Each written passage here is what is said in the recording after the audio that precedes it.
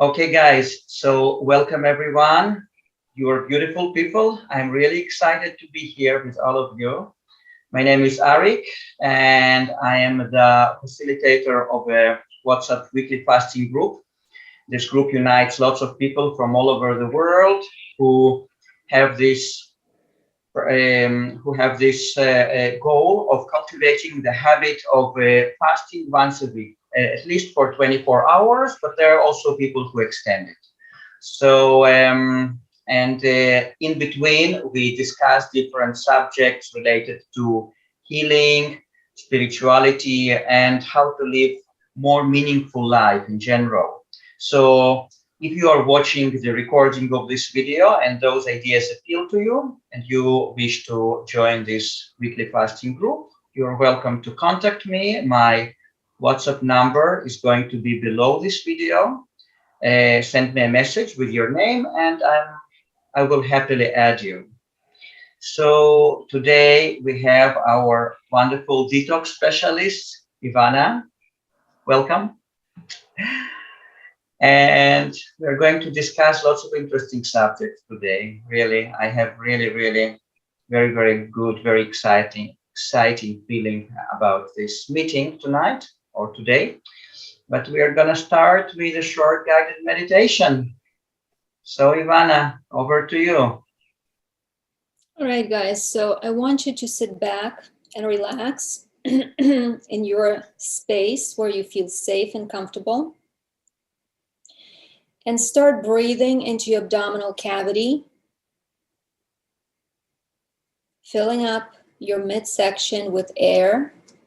Deep, long breath. The air comes into the abdominal cavity, then fills up the lungs, then fills up the head, and then you gently release.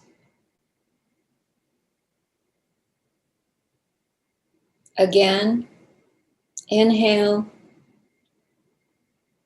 Air comes into the abdominal cavity, fills it up completely, and then fills the chamber of your lungs, and then moves higher up into the head. When you feel like you cannot take in any more air, simply let it go. No effort, no pressure, no force, just a gentle release.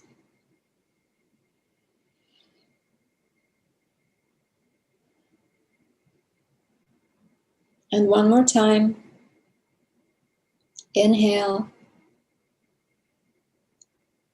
Let the air fill your body from the bottom of your abdomen and all the way to the top of your head, fully oxygenating and innervating all the cells and structures of your body.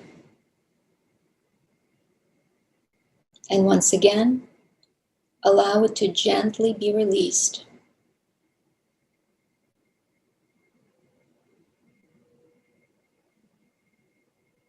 Now I want you to see yourself facing your heart center. You're standing in front of a door. I want you to open the door and walk into your own heart space. See it as a complete dark void, with the exception of a tiny flame, a beautiful spark of energy, vibrantly sparkling in the very center of it.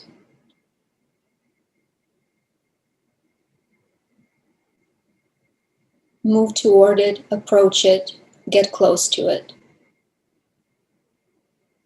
This eternal flame is called the divine essence. It is the original spark of God, of creation, that seeded countless worlds and which also created you. That is the original God particle, a unit of consciousness that is pure, undiluted. It has no emotional content because it's so pure. It is aware, though. I want you to direct it to begin to spread outward. And this energy wants to do this because it is a creative energy. It is a force that wants to spread out, create, and touch everything. This energy is also very healing and cleansing. You're not actually directing it because it is self-contained and self-directed, for it is the God particle. All you're doing is allowing it to fill your internal space as it spreads out, permeating every cellular structure of your body, every molecule and every atom.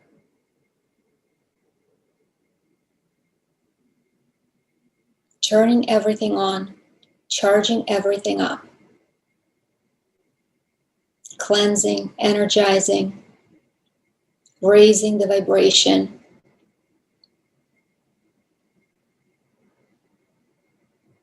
Allow it to keep spreading outward. Let it run its own course. Feel it move very quickly and efficiently from the center of you, with you being the epicenter of this energetic wave.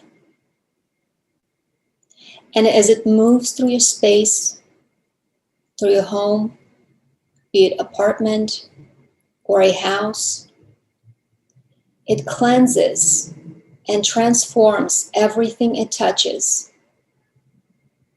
restoring balance and harmony. Observe it as this energy continues to move outward beyond your home and your city block, engulfing now your entire city, your state or province. See it spread and cover the entire country as it continues to move outward, encompassing greater and greater areas of the planet.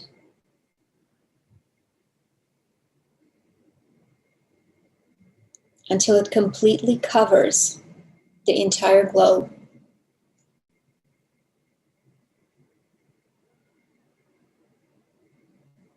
By doing this work, you are contributing in your own small way to healing of the planet, to rebalancing the energies, creating more harmony, love, and abundance all over the world. Let this energy sit and permeate every nook and cranny. See it even go out beyond the planet and into the solar system. And now I want you to begin calling this energy back and watch it retract, retracing its steps backwards, all the way until it moves back to your country, to your state, your city or your village, the block you live on, pulling back into your home, into your body, and back into the center of your heart.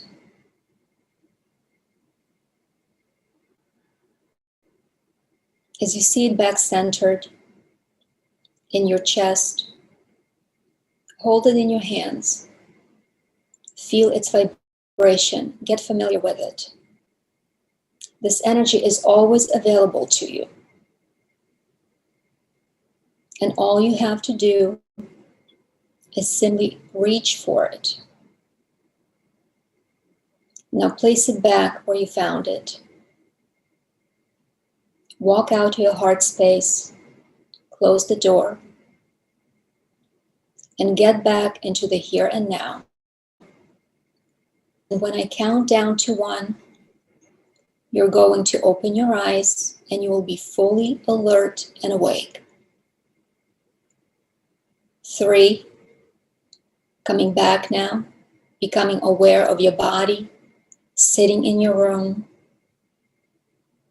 2, you're aware of the sounds all around you, of the air pressure, of the reason why you're here at this webinar. And 1, you can open your eyes and you're back here with us, fully present, fully alert, feeling like you have just had a nice nap. All right, guys. Thank you so much, Ivana. That was wonderful. Good, I'm glad you liked it. Okay, Ivana. So before we actually delve into our topic, maybe for the people who watch you for the first time, or maybe our future viewers on YouTube, maybe you could just tell us a few words about yourself, just give your general background, and then we will go straight into the subject. All right, so for those of you who don't know me, I am a detox specialist specializing in raw fruitarian lifestyle. I am an iridologist. I am a channel. I am a trauma release therapist. I do NLP and I help people to live their best life, basically. I help them remove obstacles, whatever they may be, whether they're physical, mental, emotional, and I help to get them back on track in a way that's actually very quick and efficient. If you would like to contact me, you can either contact me through WhatsApp or you can find my website information, which will be available in the video description of this webinar. Exactly. Okay, Ivana. So thank you so much for this brief introduction. And now let's go into the subject. So what are the multifaceted, how did you call this webinar? Multidimensional aspects of healing. Multidimensional aspects of healing, diet, detox, and fasting. Yeah. So I'm really curious. I'm eager to know more about that. Good. All right. Again, Arik, thank you for having me, and thank you everyone for being here. Thank you. Today I'm going to talk about a number of things that I hope to tie together cohesively and hopefully coherently under the umbrella of spirituality. Since the world of detox and fasting is very small, I'm sure that many of you are aware that the natural health community recently suffered a shocking loss. Hilde Larsen, who was a well-known and a highly regarded fruitarian detox specialist and a mindset coach, as well as a practitioner of dry fasting, died very unexpectedly last month. Immediately, several people reached out to me, very much concerned and upset because they were worried that Hilde's passing would create more doubt and distrust in an already controversial healing niche, if you will, thus further undermining the principles of raw mucusless diet and fasting, which Hilde passionately championed. Now, they weren't wrong in the sense that there has indeed been quite a bit of chatter throughout the social media platform, questioning the prudence and veracity of what the mainstream culture considers to be an extreme and even unsafe practice. Certain people took Hilde's death as a confirmation that the raw food lifestyle, and more so fruitarianism and dry fasting, are dangerous and will almost certainly kill you. And of course, this also stoked the fears of those who maybe only recently started to dip their toes into regenerative detoxification with some reservation and trepidation, and who may now be questioning whether or not they're on the right healing path. So today's discussion is going to be a response to both the critics and the doubters. And this is where I'm going to give you a trigger warning, because a lot of what I'm going to say may rub some people the wrong way. You know, as soon as I announced the topic of this webinar on social media, a friend of mine contacted me, warning me that a very prominent person within the natural health community, someone I sincerely respect, by the way, didn't like and didn't want to hear people discussing Hilde's death. She told me to be aware that he's watching. Oh boy.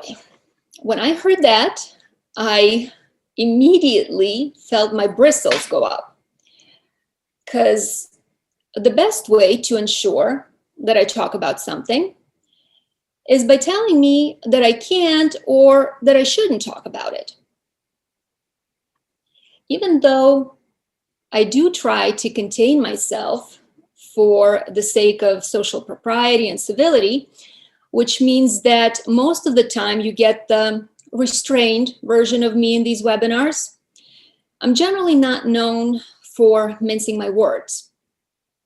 And in my most recent talks, I've stopped editing myself as much because, one, it's exhausting, and two, I didn't come into this world to please people or to safeguard anyone's delicate sensibilities. I came here to serve by spreading the best leading edge information available, truthfully and with integrity, regardless of how it might land or whose feathers might get ruffled. So this is my mandatory disclaimer and viewer warning for the sensitive types and those who might be stuck in the limited 3D paradigm, who will probably find this information a little bit hard to swallow. Now, this is also going to be an adult conversation. So if you normally have children joining in on these webinars, you might want to have them sit this one out. Now that I've gotten all the preliminaries out of the way, I want to start with Hilde. I think that the biggest driver of public opinion in this case is that most people see death as some negative, scary thing to be delayed as long as possible or avoided altogether. So it's no surprise that they perceived Hilde's death as a failure of her lifestyle. However, if you are familiar with Hilde's story, then you know that her journey was anything but a failure, and that anyone who isn't blind in both eyes could see it as plain as day, because the woman was quite prolific as a natural health coach, and she shared her work and her healing journey in a plethora of videos across different platforms. Now, I want to make clear that aside from Hilde's family, most people have no idea as to the true cause of her death. Some reports have said that she had suffered a heart attack as a result of dry fasting, while others claimed that she died from a stroke caused by a blood clot following the COVID shot, which is a mandatory requirement to receive treatment in any Norwegian hospital. So there's a lot of speculation about this. But to me, it doesn't matter, because whether it was a heart attack or a stroke is really immaterial to this discussion. What stood out to me the most is that all the speculations regarding the underlying causes of Hilde's death had people singularly fixating on the physical elements of detox and wellness, as if diet and fasting were the only relevant deciding factors in her death, and as if these physical aspects are solely responsible for whether someone lives, dies, or gets healthy in general. Personally, I haven't come across any considerations for the non-physical aspects of human experience as a soul, which, when you get to the brass tacks, are the main drivers of all material manifestation. That's why I wanted to bring the multidimensional perspective into the mix and go beyond the physical level in order to paint a more comprehensive picture of the various healing modalities and their true impact on both the body and the spiritual development. And this concerns not only their benefits, but also their limitations. Now, let me explain what I mean by multidimensional. We all know, at least I hope that everyone here knows, that we're not just physical bodies, but we're essentially spirit. We are non-physical consciousnesses having an experience within the physical reality. And just like a physical person has a non-physical counterpart, so does everything else. It's not just humans who have an energy essence, but every plant, animal, and yes, every single inanimate object does as well. Even the room you're sitting in has a non-physical counterpart that exists in a different dimension of reality. And the same goes for your city and the planet itself. Now, this is something that can be clearly observed in an out-of-body state when, let's say, astrally projecting within your own house or your bedroom.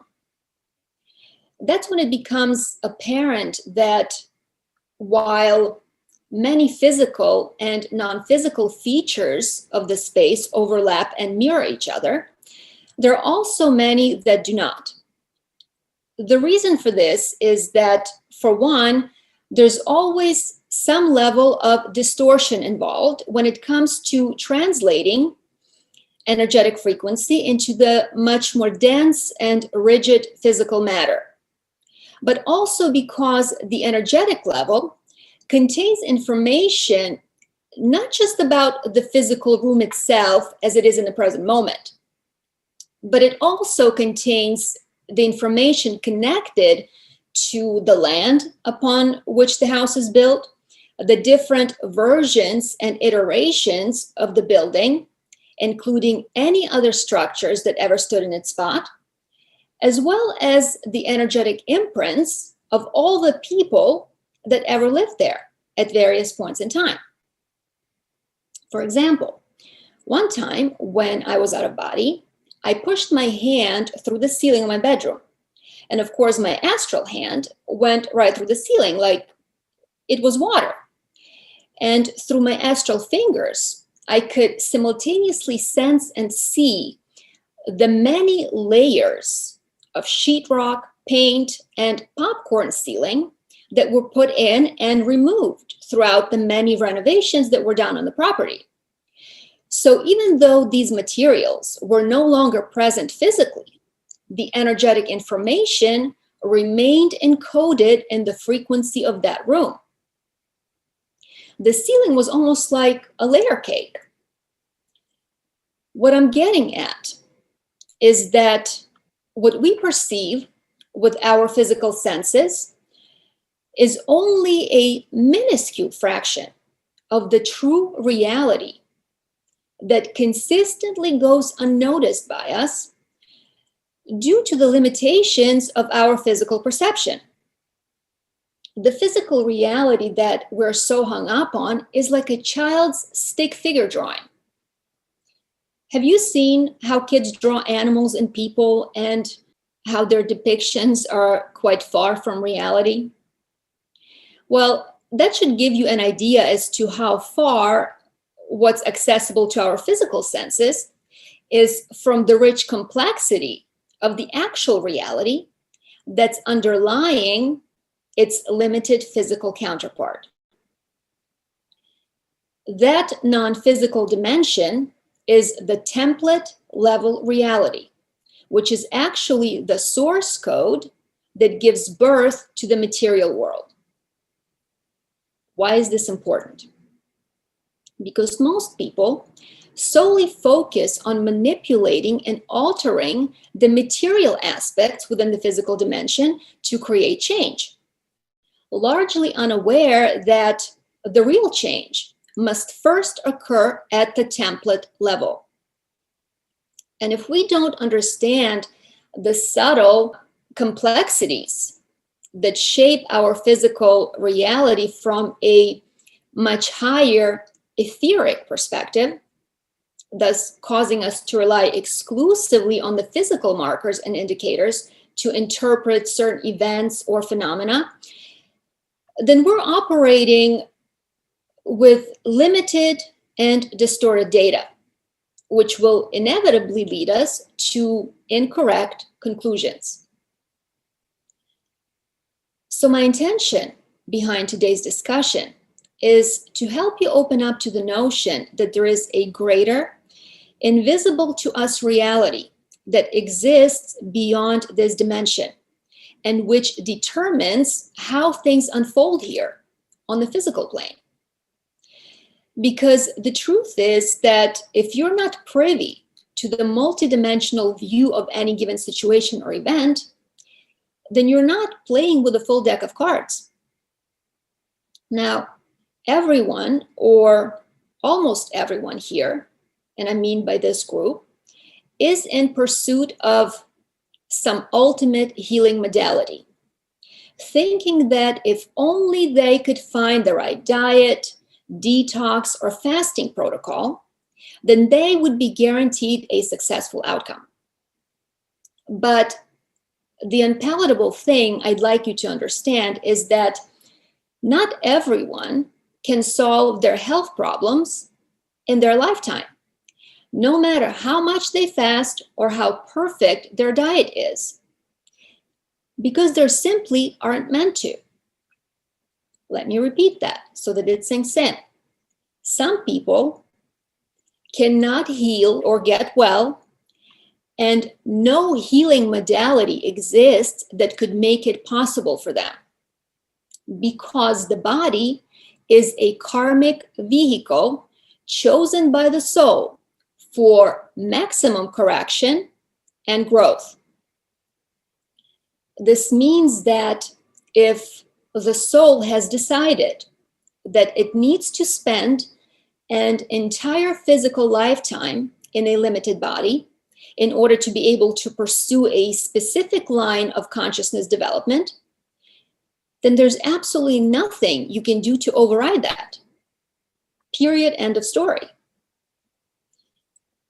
Someone made a brilliantly astute comment in one of my Facebook posts that stated that while everything can be healed, not everyone can be healed. The trouble is that by its very design, in order to ensure the purity of the incarnational experience, this knowledge about our existential program is necessarily closed off and inaccessible to us while we're here in the physical body. And herein lies the catch. You simply cannot know whether or not a specific person's health condition is fixable, or if it's a non-negotiable karmic limitation. And even as a psychic, you're precluded from being able to read this information because knowing it would be detrimental to the individual in question, because it would alter their course of action and the choices they might make as a result of that knowledge.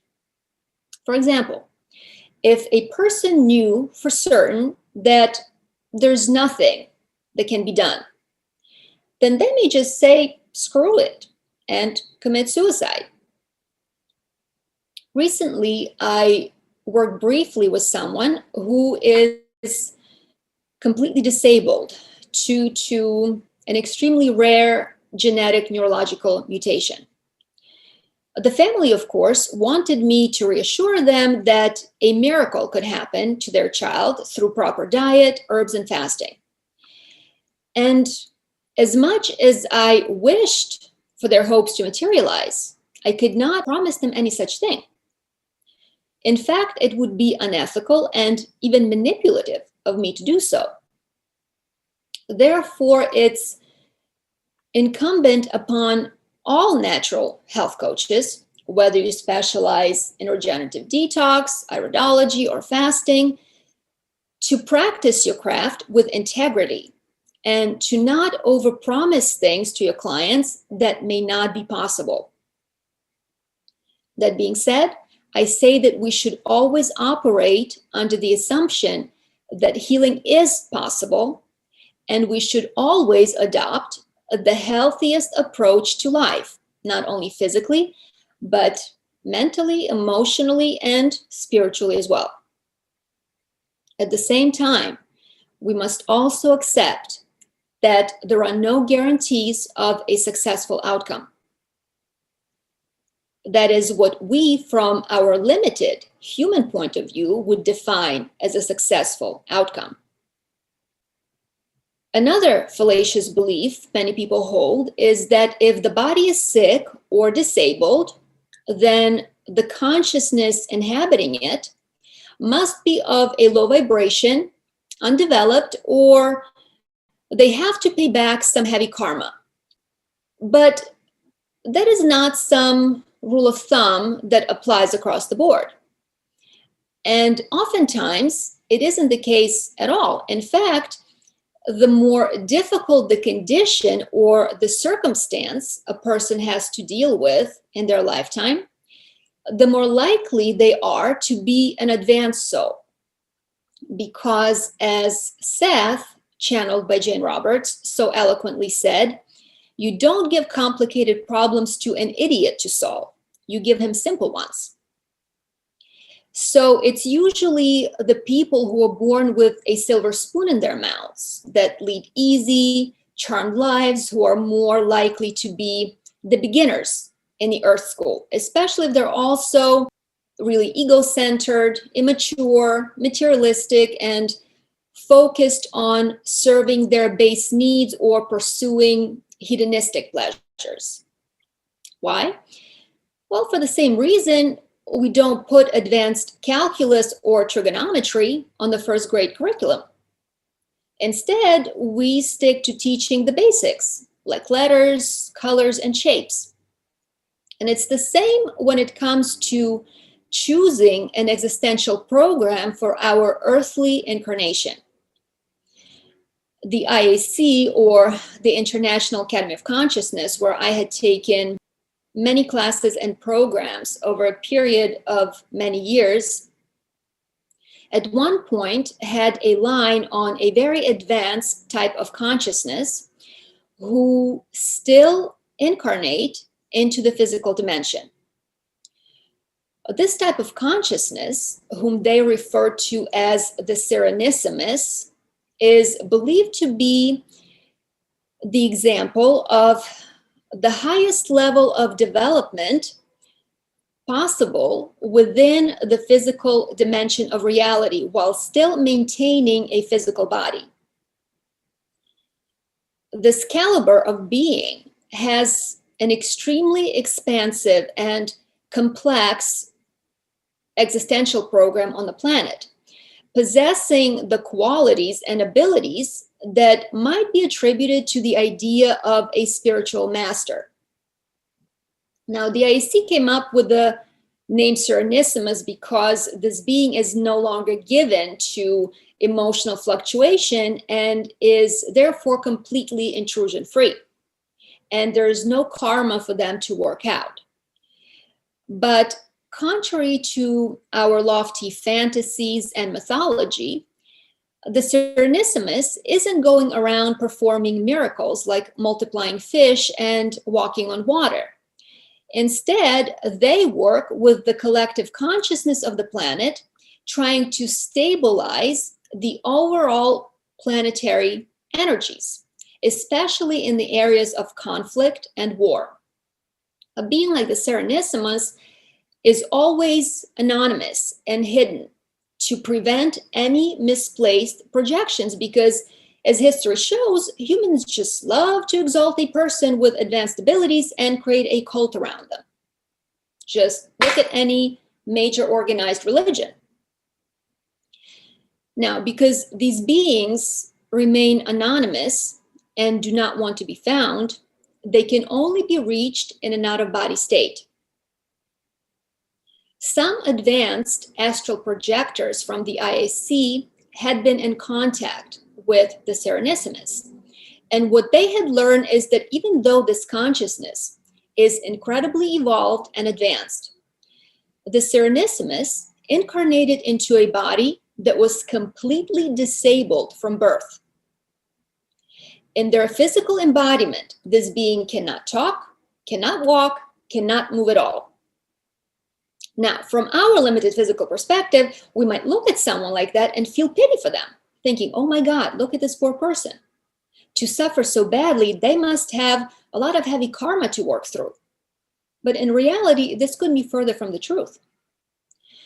The reason the Serenissimus chose this type of a vehicle is, one, to remain under the radar and not call attention to their incredible energetic abilities.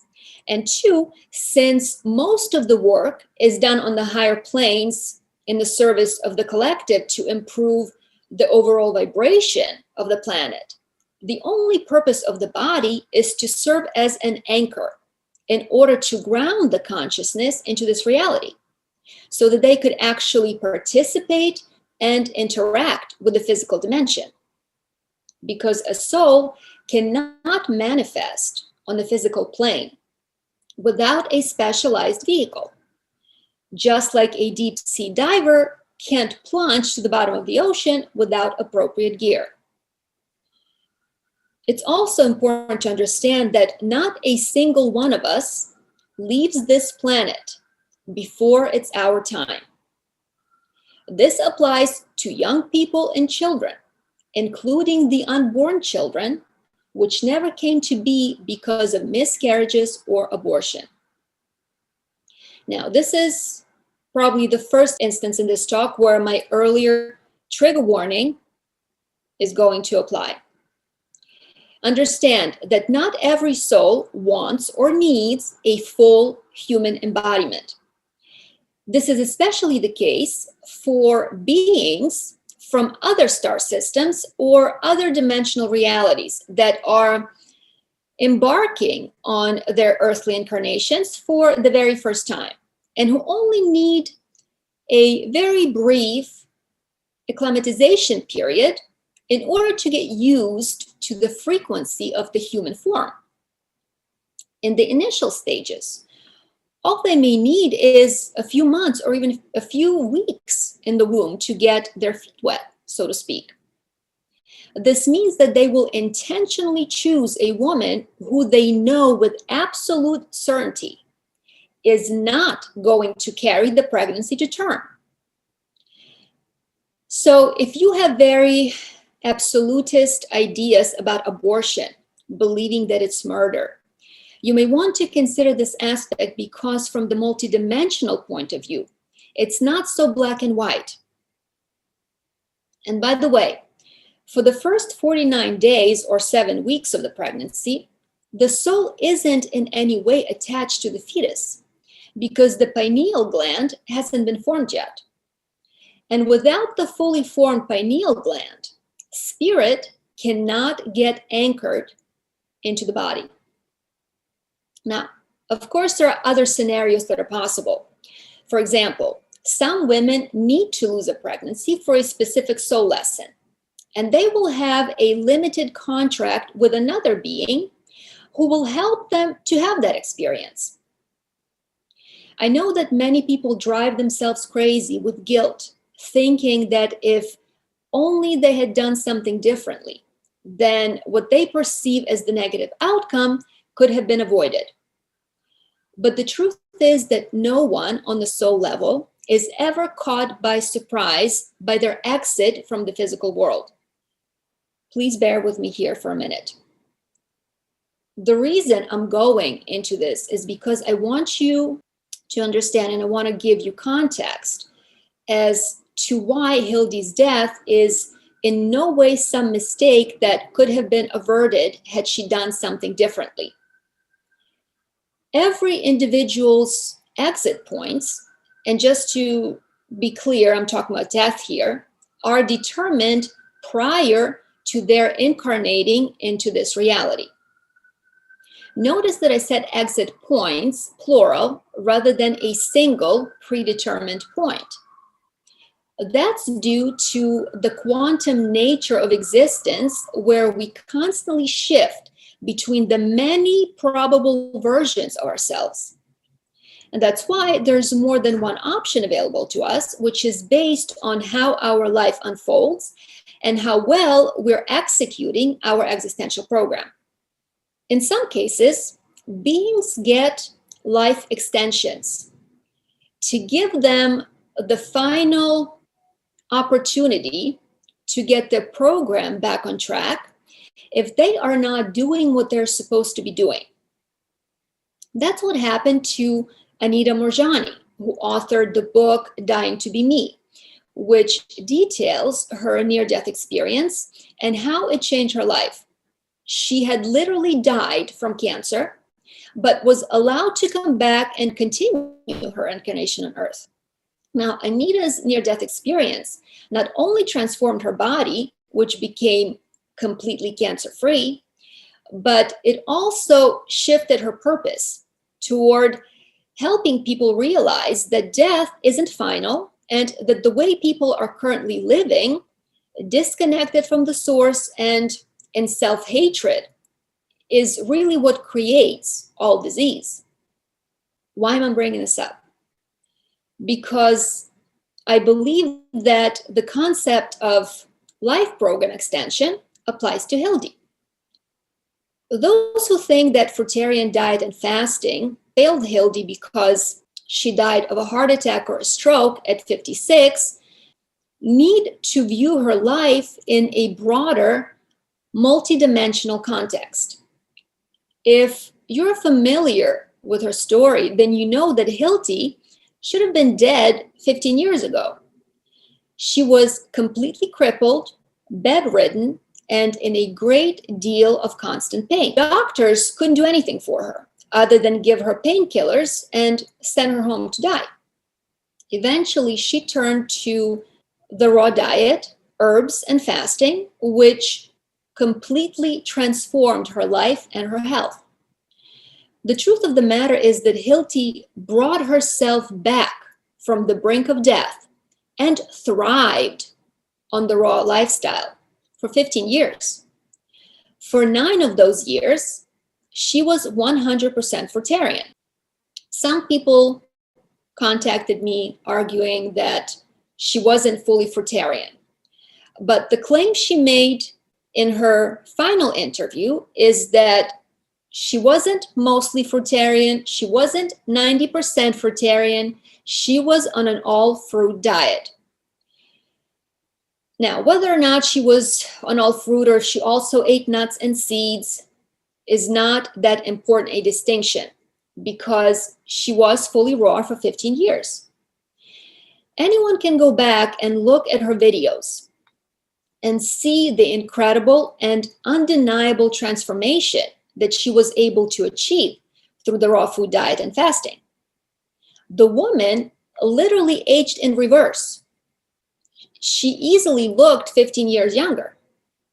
In fact, Hilde's transformation was so radical that she was able to change not only the color of her eyes, but the color of her hair as well. She went from brown eyes and dark brown hair to being blonde with blue eyes. Now, I am not saying that detox is going to turn everyone into blue-eyed blondes, so please do not misunderstand or misquote me. What I am saying is that there are a lot of people walking around with brown-looking eyes that are actually blue underneath the chronic and, in some cases, degenerative lymph. As it happens with many people, Hilde was born blonde and then turned into brunette. I myself was platinum blonde till about 6 years of age, after which my hair started to slowly turn darker. And this is quite common, and people assume that this is natural, but it's not. It's the result of toxic accumulations in the body from crappy diet and chemical exposure.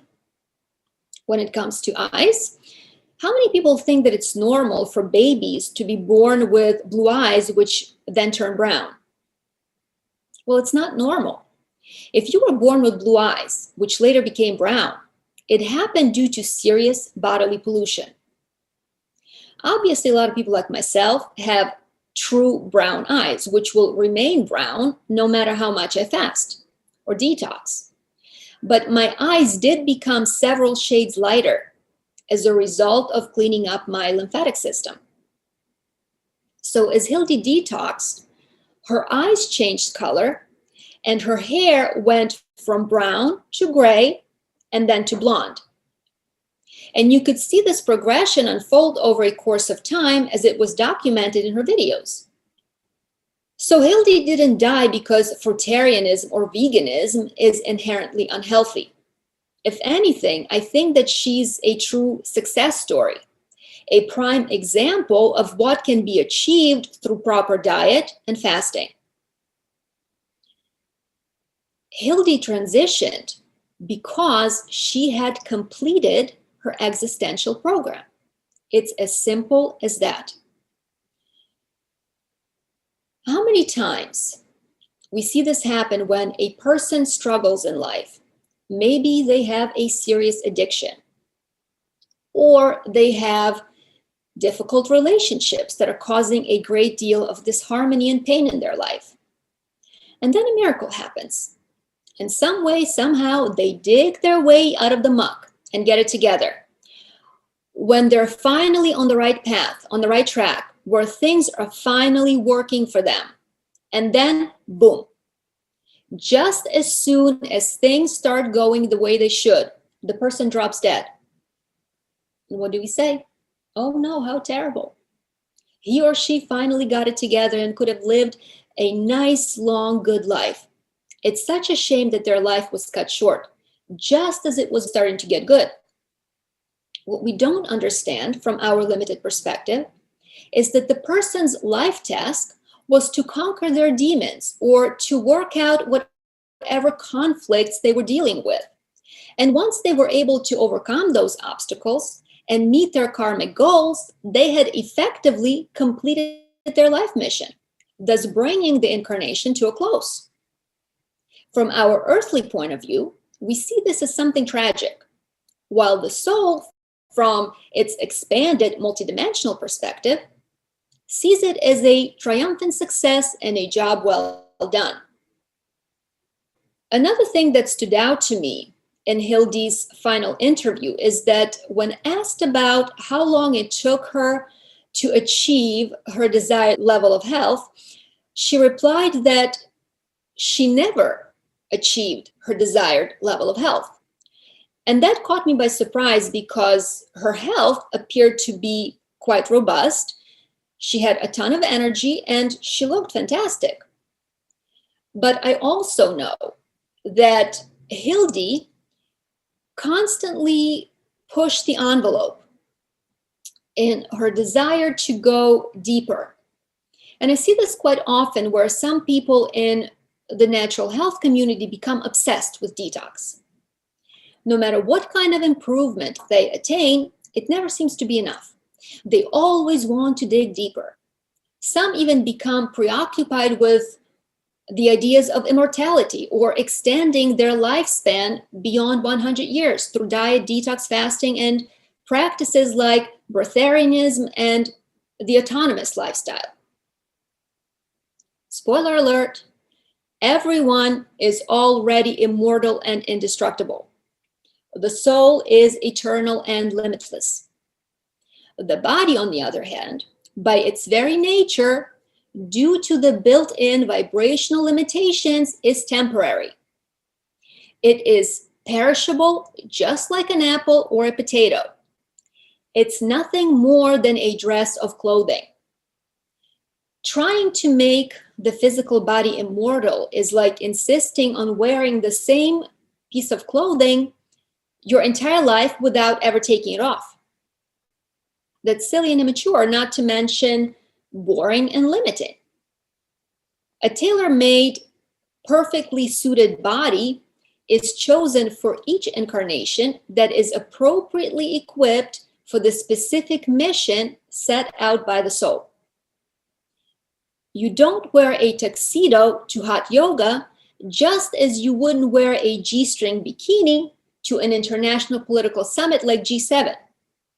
The point is that there's no diet or fasting protocol that can make anyone immune to death. This silly fixation on physical immortality is rooted in our deep entrenchment within the dense limitations of physical reality and our intense fear of death. I see so many people becoming obsessed with detox and fasting that it turns into another addiction of its own.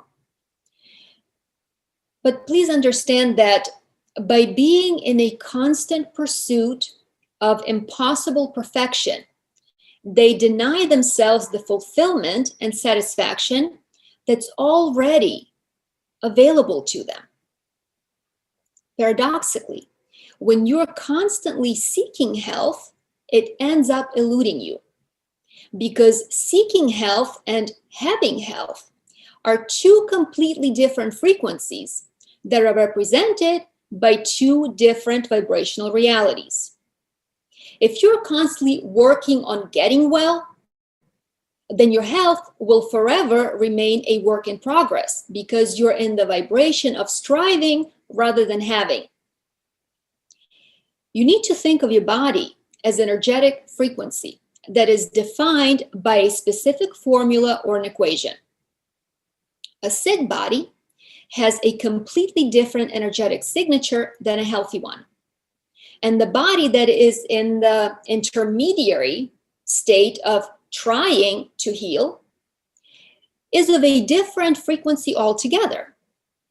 What I'm saying is that these are literally three different bodies, and each of them exists within a distinctly separate probable reality that corresponds with an alternate version of yourself. So the formula defining the state or condition of your body is a constant, but the values you plug into the formula in the shape of your beliefs and expectations are the variables that determine the result of that equation. When we achieve healing, we're not in any way altering the sick body we currently have. because it forever remains in the probable reality that corresponds with the vibrational signature of illness. Healing occurs when we plug in different variables into the equation, thus changing our overall frequency, which causes us to jump realities. And as a result of this jump, we start looking through the eyes of an alternate self who is healthy and who has the body that never experiences any of the symptoms associated with the sick body. If you're coming from the point of view where you're in a state of dis-ease, but trying to get well, what vibrational state do you think you embody? The state of disease. Trying to get well is not the same as being well. And this is where I see people undermining themselves and keeping themselves stuck. Please stop looking for things to fix, because if that's your focus, then you will always find more issues to work on. The reason for this is that you are but one version of an endless multitude of selves that all have a designated vibrational reality within the quantum field of probabilities, where anything that can exist does. And it is as valid and real as what you currently perceive. This means that every possible version of you, be it healthy, sick, poor, rich, happy, miserable, and everything in between, exists as a separate vibrational reality within the quantum field. When you're locked into the idea of fixing and constantly digging deeper to get to the bottom of the issues that you think are buried somewhere in your genetics or karma, you're inevitably homing in on the probable reality that corresponds with that vibration. And the deeper you dig, the bigger the hole you're going to find yourself in. And many people just camp out and start living there. The problem is that unless you dramatically shift your state of consciousness, you're going to remain stuck there, always trying to get somewhere, but never arriving. This fixation on fixing is what keeps you from ever getting to the place where you permanently fixed and where there's nothing wrong with you. For example, there is a big vibrational difference between drinking juices because you like it and it's good for your body, as opposed to going on a juice fast that you perceive to be a necessary restriction to get at your illness. Because in this case, the predominant frequency you're going to embody will be that of difficulty, limitation, restriction, and illness, which are on the opposite end of the vibrational spectrum of where you want to be.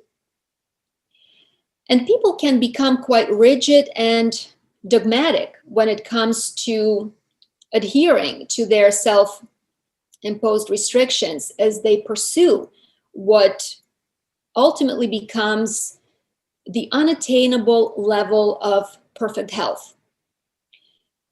Many of them fear that any deviation from that protocol equals failure.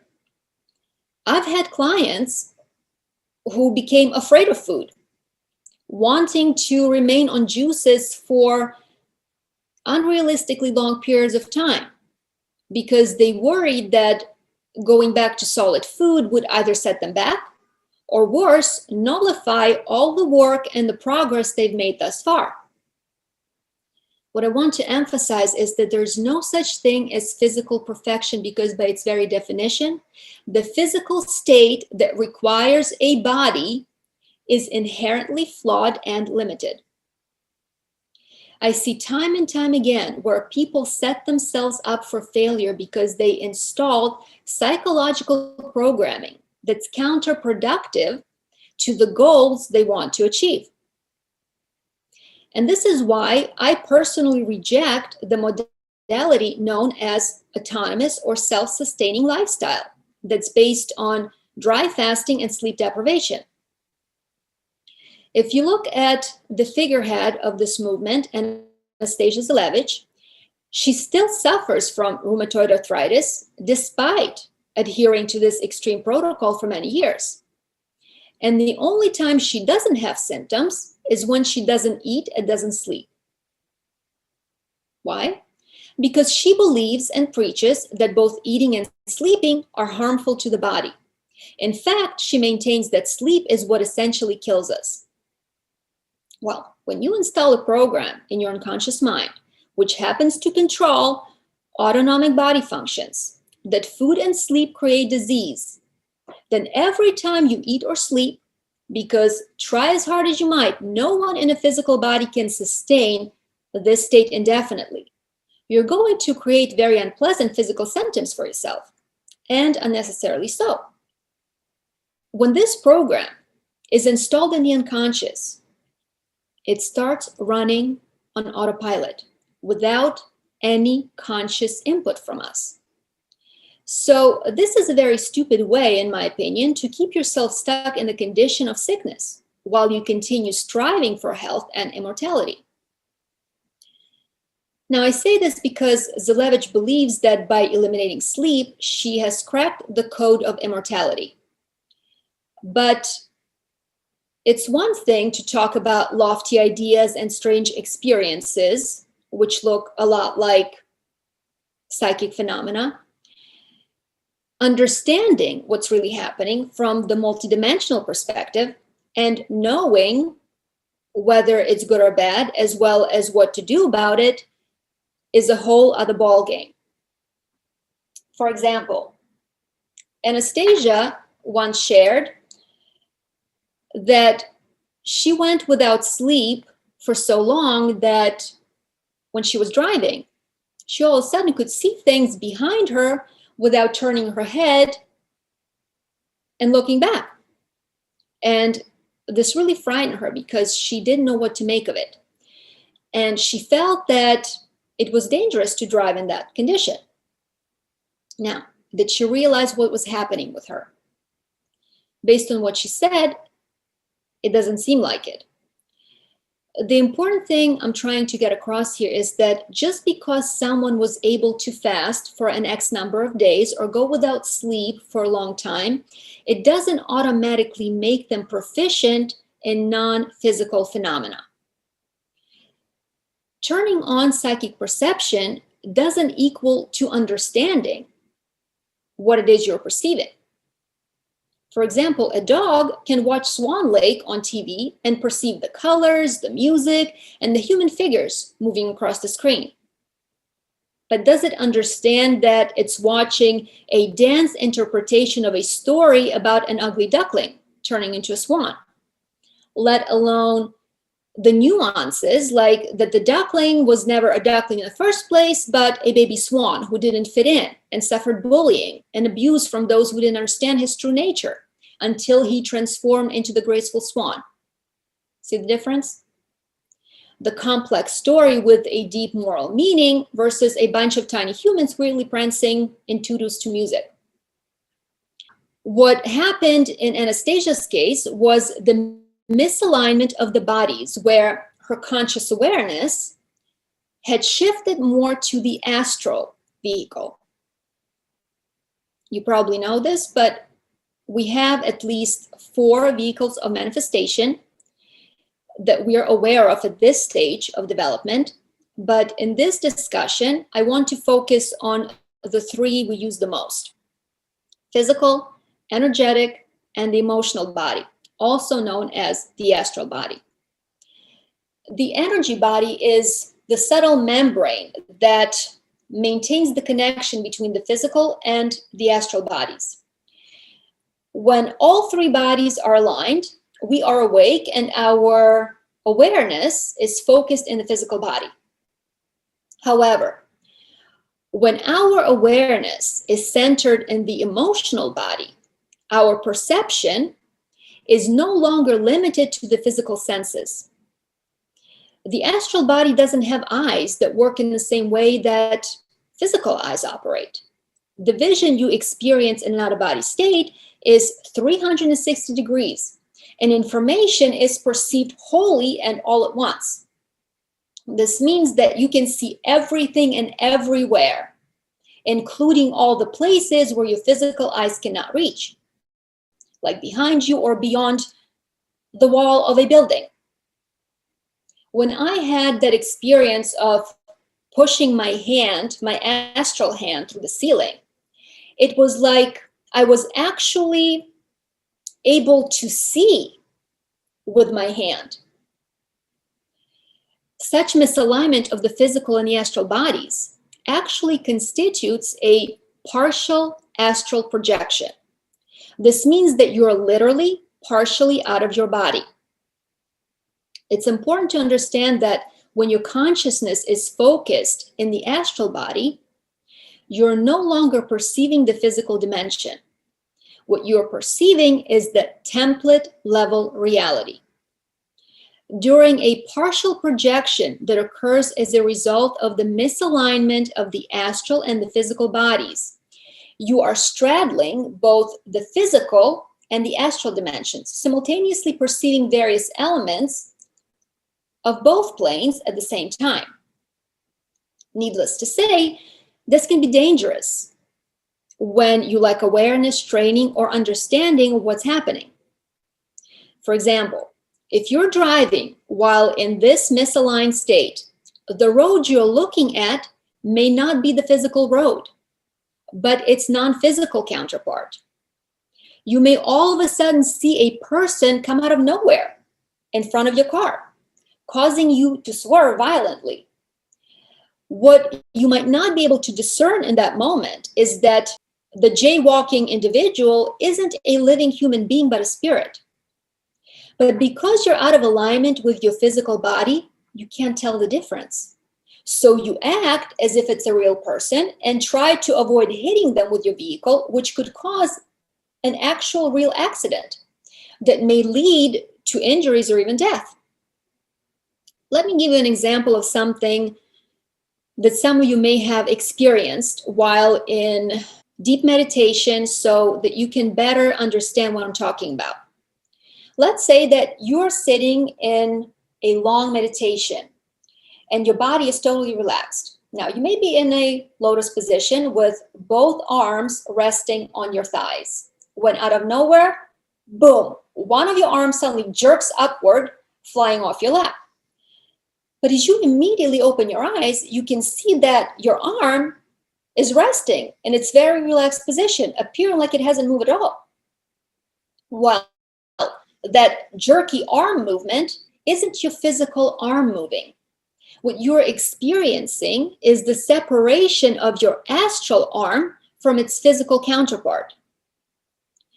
And yet it feels so real that you couldn't tell the difference between the sensations in the physical and the non-physical arm. Another phenomenon most people have experienced at least once in their life is the sensation of falling and slamming onto their bed. What happens here is that having drifted off to sleep caused a natural separation of the astral body from its physical counterpart. In the majority of cases, this means that the astral body is floating close to the physical one. Now, most people lose lucidity after falling asleep, meaning that their awareness is shut off. So the sensation of falling is experienced as a result of suddenly gaining lucidity while in the astral body and realizing that you're floating. The physical mind doesn't accept this state as a normal thing. It creates a bit of a panic, sharply shifting the awareness back to the physical body, which brings both bodies back into alignment. The brain translates the shift as falling back into the body. Once again, the feelings and sensation associated with this phenomenon that is not a physical phenomenon feel very tangible and real. One of the reasons I'm bringing this up is to help you understand why sleep is not just important, but essential. and it has nothing to do with physical recuperation. During sleep, we go out of the body, which gives us the opportunity to reconnect with our soul and recharge with prana. Most people confuse prana with the physical energy of the sun, but this is incorrect. While it is true that we can and do recharge by the immanent energies coming from the earth, the sun, and the natural bodies of water, these are purely physical, dense energies. Prana, on the other hand, is the non-physical, subtle energy of the divine source that creates and supports the existence of the physical plane. That's why even the verified, bona fide breatharians sleep. Granted, they sleep less, and their sleep is broken into multiple shorter intervals that are stretched out throughout the day. Nevertheless, they all sleep. The only way a physical human can sustain the constant state of no sleep is by being in a permanent out-of-body projection while also being awake. But as already explained, that creates a host of confusing challenges where you don't have a handle on reality because you're straddling two different dimensional realities simultaneously, unable to tell which is which. And as Anastasia's example illustrates, this is a good and fast way to drive yourself insane. Now, I know that there are accounts of some beings throughout history who have been said to have been able to do this. But what you might not realize is that they weren't regular humans like you and I. They were actually quasi-physical, meaning that they appeared to have physical form, but for all intents and purposes, their body was nothing like the bodies you and I have. Even Victor Truviano is said to have a body that functions very differently from the standard issue human specimen, and that medical diagnostic equipment cannot get a read on his bodily functions. So I would exercise caution and restraint with respect to the so-called autonomous lifestyle, because this could actually create unsafe situations for you. Another thing I would like you to ponder is that if the autonomous modality that combines dry fasting and chronic sleep deprivation is truly healing, then why does Anastasia continue to suffer from symptoms of RA after years of practicing this lifestyle, when most of Filonov's patients resolve their osteoarthritis after a single 11-day dry fast without any sleep restrictions? So that's something for you to think about. Now, since we're on the topic of parapsychism and astral projection, let's talk about whether or not prolonged fasting can help you unlock psychic abilities or promote spiritual development. I believe that one of the main reasons more and more people are getting into fasting these days is to find some sort of enlightenment rather than to fix their health issues. Some people believe that consistent fasting is a necessary transition towards breatharianism and living forever. What I find incongruous and amusing is that they miss the very point of the exercise. For example, one of the main benefits of astral projection is to demonstrate that we are not the body, that our selfhood and our identity not only survives, but remains perfectly intact outside of the physical vehicle. Out-of-body travel is supposed to eliminate the irrational fear of death, showing us that consciousness actually expands outside of the body because it's no longer limited by the rigid physical constraints. This understanding, however, runs contrary to the idea of wanting to extend the lifespan of the body indefinitely, which stems from the complete identification with the body, making one fear that if the body goes away, so do they. This is a bit hard to explain to someone who never had lucid out-of-body experiences. But leaving the body and experiencing non-physical dimensions only makes you want to stay out of the body, not become more attached to it. That means that if you're doing it right, using fasting as a tool to develop your psychic abilities, then it will only make you want to let go of the body rather than want you to keep it running forever, by making you realize what a limitation the body truly is. I had an experience where my guides simply lifted me out of my body by my shoulders and my legs and placed my astral body on the bed next to my physical body. It was so bizarre and disconcerting because I felt like I was lying next to a corpse. I was acutely aware that the thing next to me wasn't me. It was just a thing, an empty shell. I was right here, fully self-aware and self-contained, and I was missing absolutely nothing. If anything, everything I knew myself to be was enhanced. So from the multidimensional point of view, trying to hold on to the body indefinitely seems insane because it makes no rational sense to want to willfully remain in such a terribly confined and restricted state given the alternative.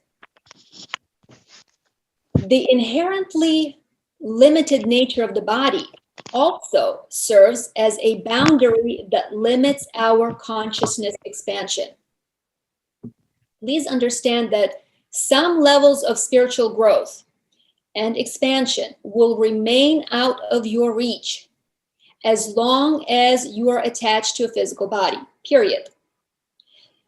Just like the speed of light is the measure that delineates the boundary of the physical universe, so does the physical body draw a non-negotiable boundary that keeps us from being able to access certain levels of higher information. Don't get me wrong, you could still get to some of them via out-of-body travel, and more specifically by projecting via the mental body.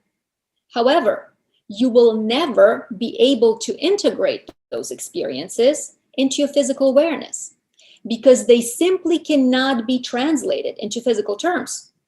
So you may even currently be having these incredible experiences that nevertheless don't spark an iota of enlightenment within you because you're not aware that you're having them.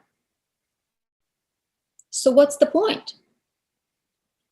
Can fasting help you turn on your psychic abilities? Yes, but only to a point. Throughout this discussion, I've been driving home the point that it's not enough to produce psychic phenomena, but you also have to increase your lucidity. From my point of view, that's where the main work lies, because without lucidity, you're no better than a dog watching Swan Lake on TV. And just so we're clear, you don't need to fast a single day in your life to develop your psychic abilities. That can be achieved with consistent energy work that enables you to consciously move and control your energy. And fasting doesn't do that. What does happen during an extended dry fast, and it has to be a fairly decent amount of time, I'd say at least 7-9 days. So what happens during this time is the loosening of the energy body or holo chakra, which causes a partial misalignment of the astral and the physical bodies, thus allowing the person to perceive subtle frequencies of the non-physical dimension. Now, this may manifest as seeing auras and energies, telepathic communication, remote viewing, and as already discussed, it makes it easier to leave the body, allowing for spontaneous astral projection. And by the way, the same misalignment of the bodies often occurs during severe illness, just so you know. What I want to make clear is that astral projection is not some rare special occurrence reserved for the few and the gifted. Absolutely every single one of us, without exception, leaves the body every time we fall asleep. So this is not a matter of simply producing out-of-body experiences, because we all have them. What it really boils down to is the quality of the astral projections. And the quality of the OBEs is contingent upon your level of lucidity and the condition of your energy body. But it's not enough to be awake during an OBE. You also need to know and understand the type of phenomena that can be encountered in the non-physical state, as well as how to operate on the astral plane, whose rules of engagement are completely different from the ones that apply in the third dimensional density. For this, you need training and education. For example, a great majority of people only project within the vicinity of their bedroom, never venturing out beyond its boundaries, where their astral body simply floats above the physical one. This typically happens as a result of very dense and sticky holochakra that's caused by the chakra blockages. Additionally, most of those who do manage to travel interdimensionally don't remember their experiences because of diminished lucidity. Another thing you need to keep in mind is that even though dry fasting can make it easier to separate from the physical body while maintaining lucidity, it doesn't automatically mean that you'll be communing with angels or that you will be visiting higher vibrational realities. While you may indeed gain a better ability to tune into the subtle energies, what you will be tuning into very much depends on your personal vibration. In other words, you can only travel within your vibrational range. This means that if you are vibrating at the lower end of the spectrum, you're going to be perceiving things and astrally projecting into dimensions that are not so nice. Remember that like frequencies attract and dissonant frequencies repel.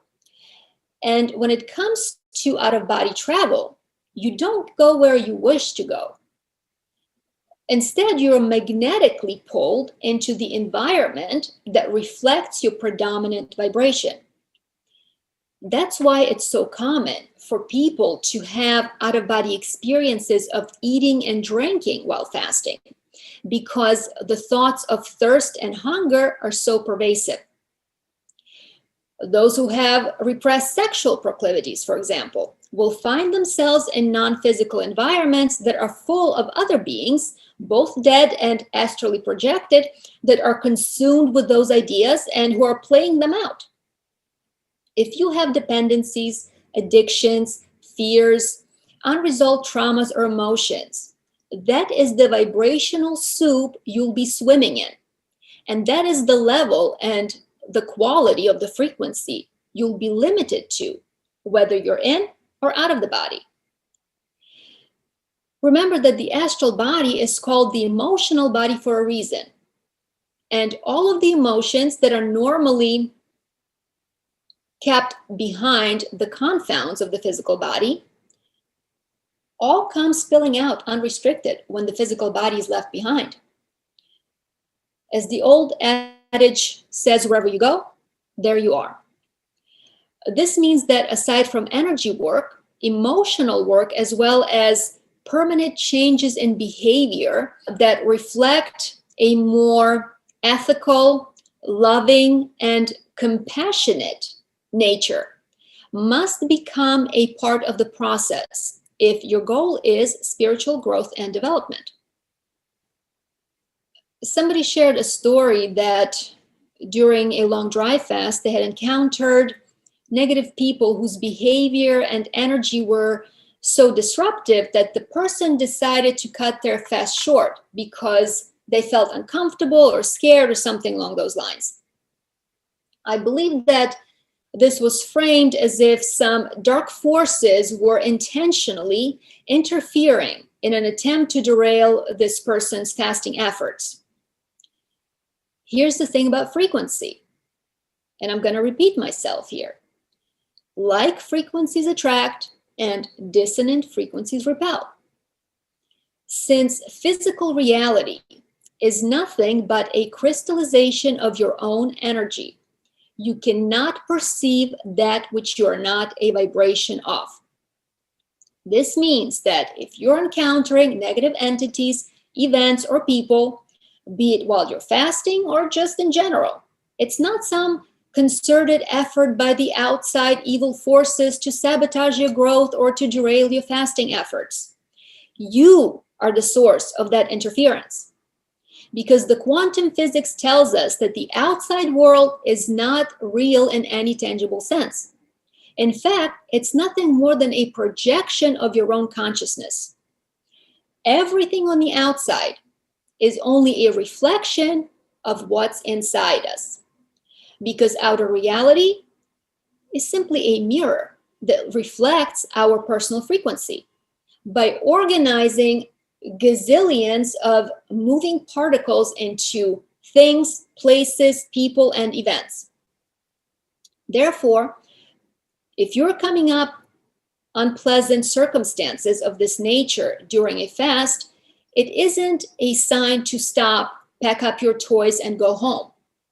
It's merely a signal that you need to adjust your frequency because you're not quite as balanced as you thought you were. That is the work that fasting helps you accomplish in order to raise your frequency and expand your consciousness. The work lies in learning how to consciously shift your inner state to such an extent that it changes the external circumstances instead of breaking the fast because someone was being mean to you. When you encounter dissonant energy, instead of getting mad, say thank you. Thank you for showing me that I am out of alignment. That being said, it is indeed true that there are beings that get attached to us and siphon off our energy. But again, these entities are only able to get their hooks into us due to our common energetic resonance with them. It's similar to parasites in the sense that parasites only dwell in polluted bodies, i.e. corresponding, culturing medium. On the other hand, if the body is clean, it doesn't matter what kind of virus or bug you come into contact with. Regardless of how virulent it may be, it simply will not stick. Similarly, negative entities cannot attach to a higher frequency energy body. Every kind of addiction, be it food, drugs, alcohol, sex, rage, or depression, and yes, both anger and depression are addictive emotional states.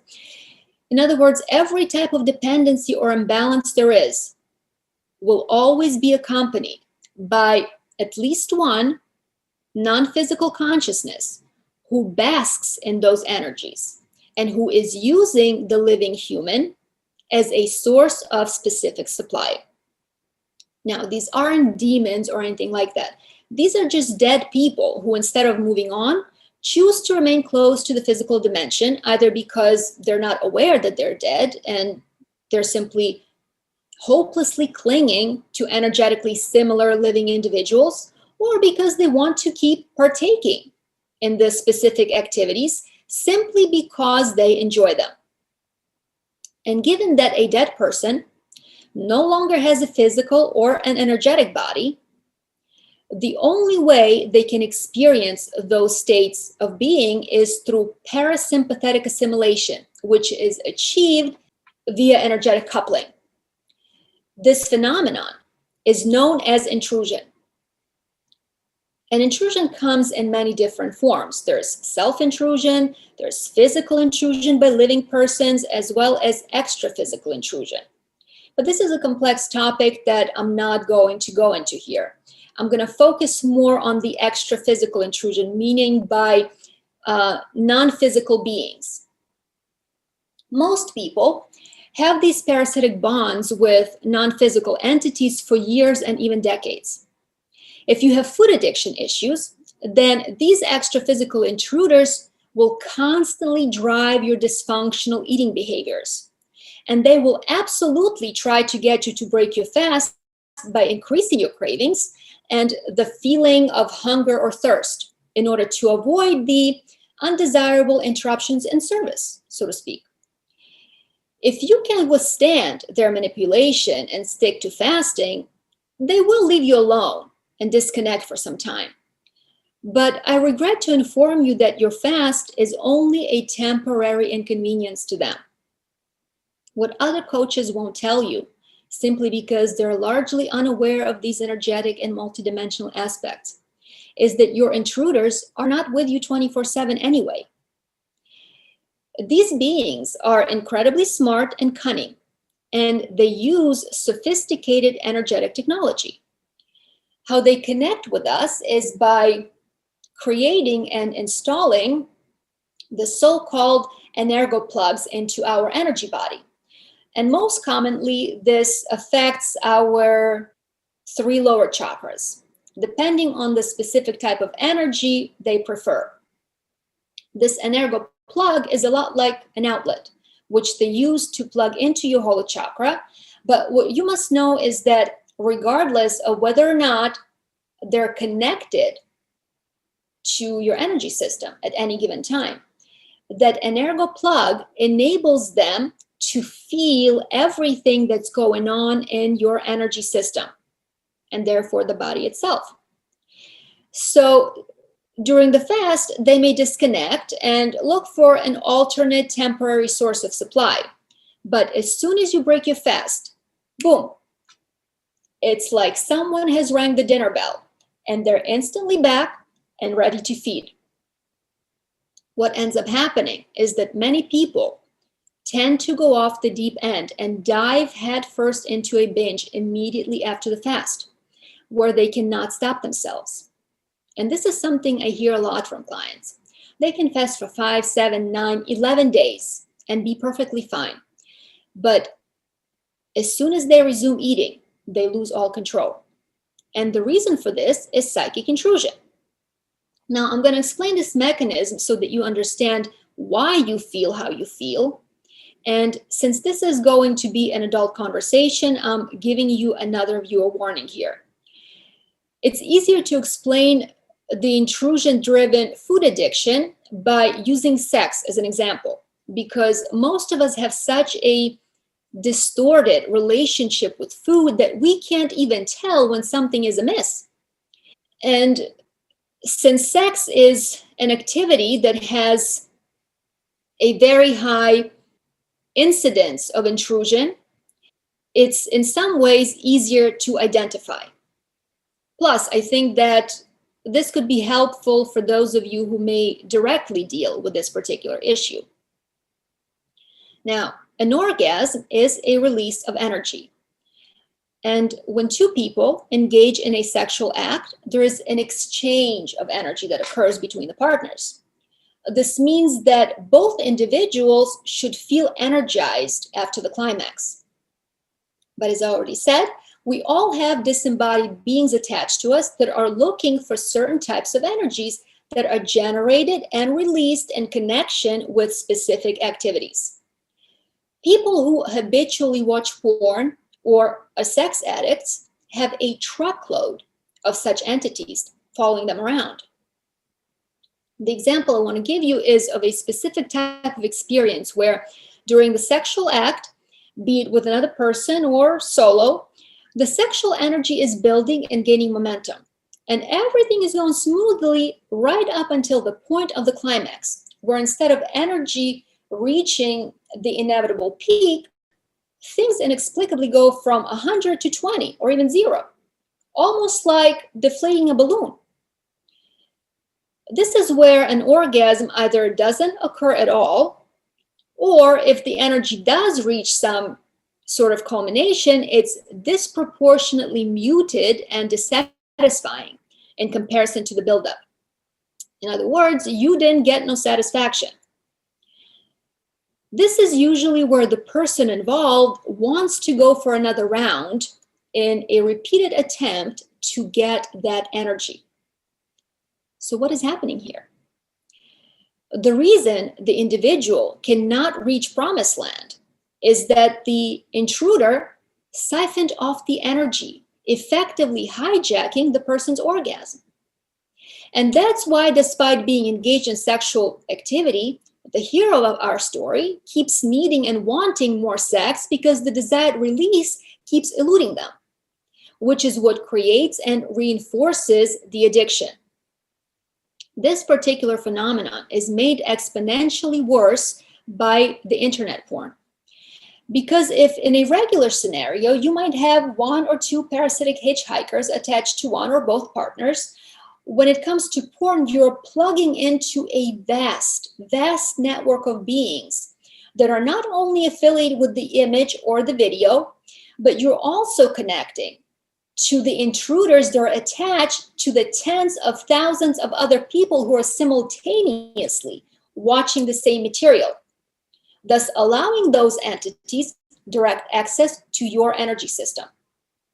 And they're all hungry and looking to feed.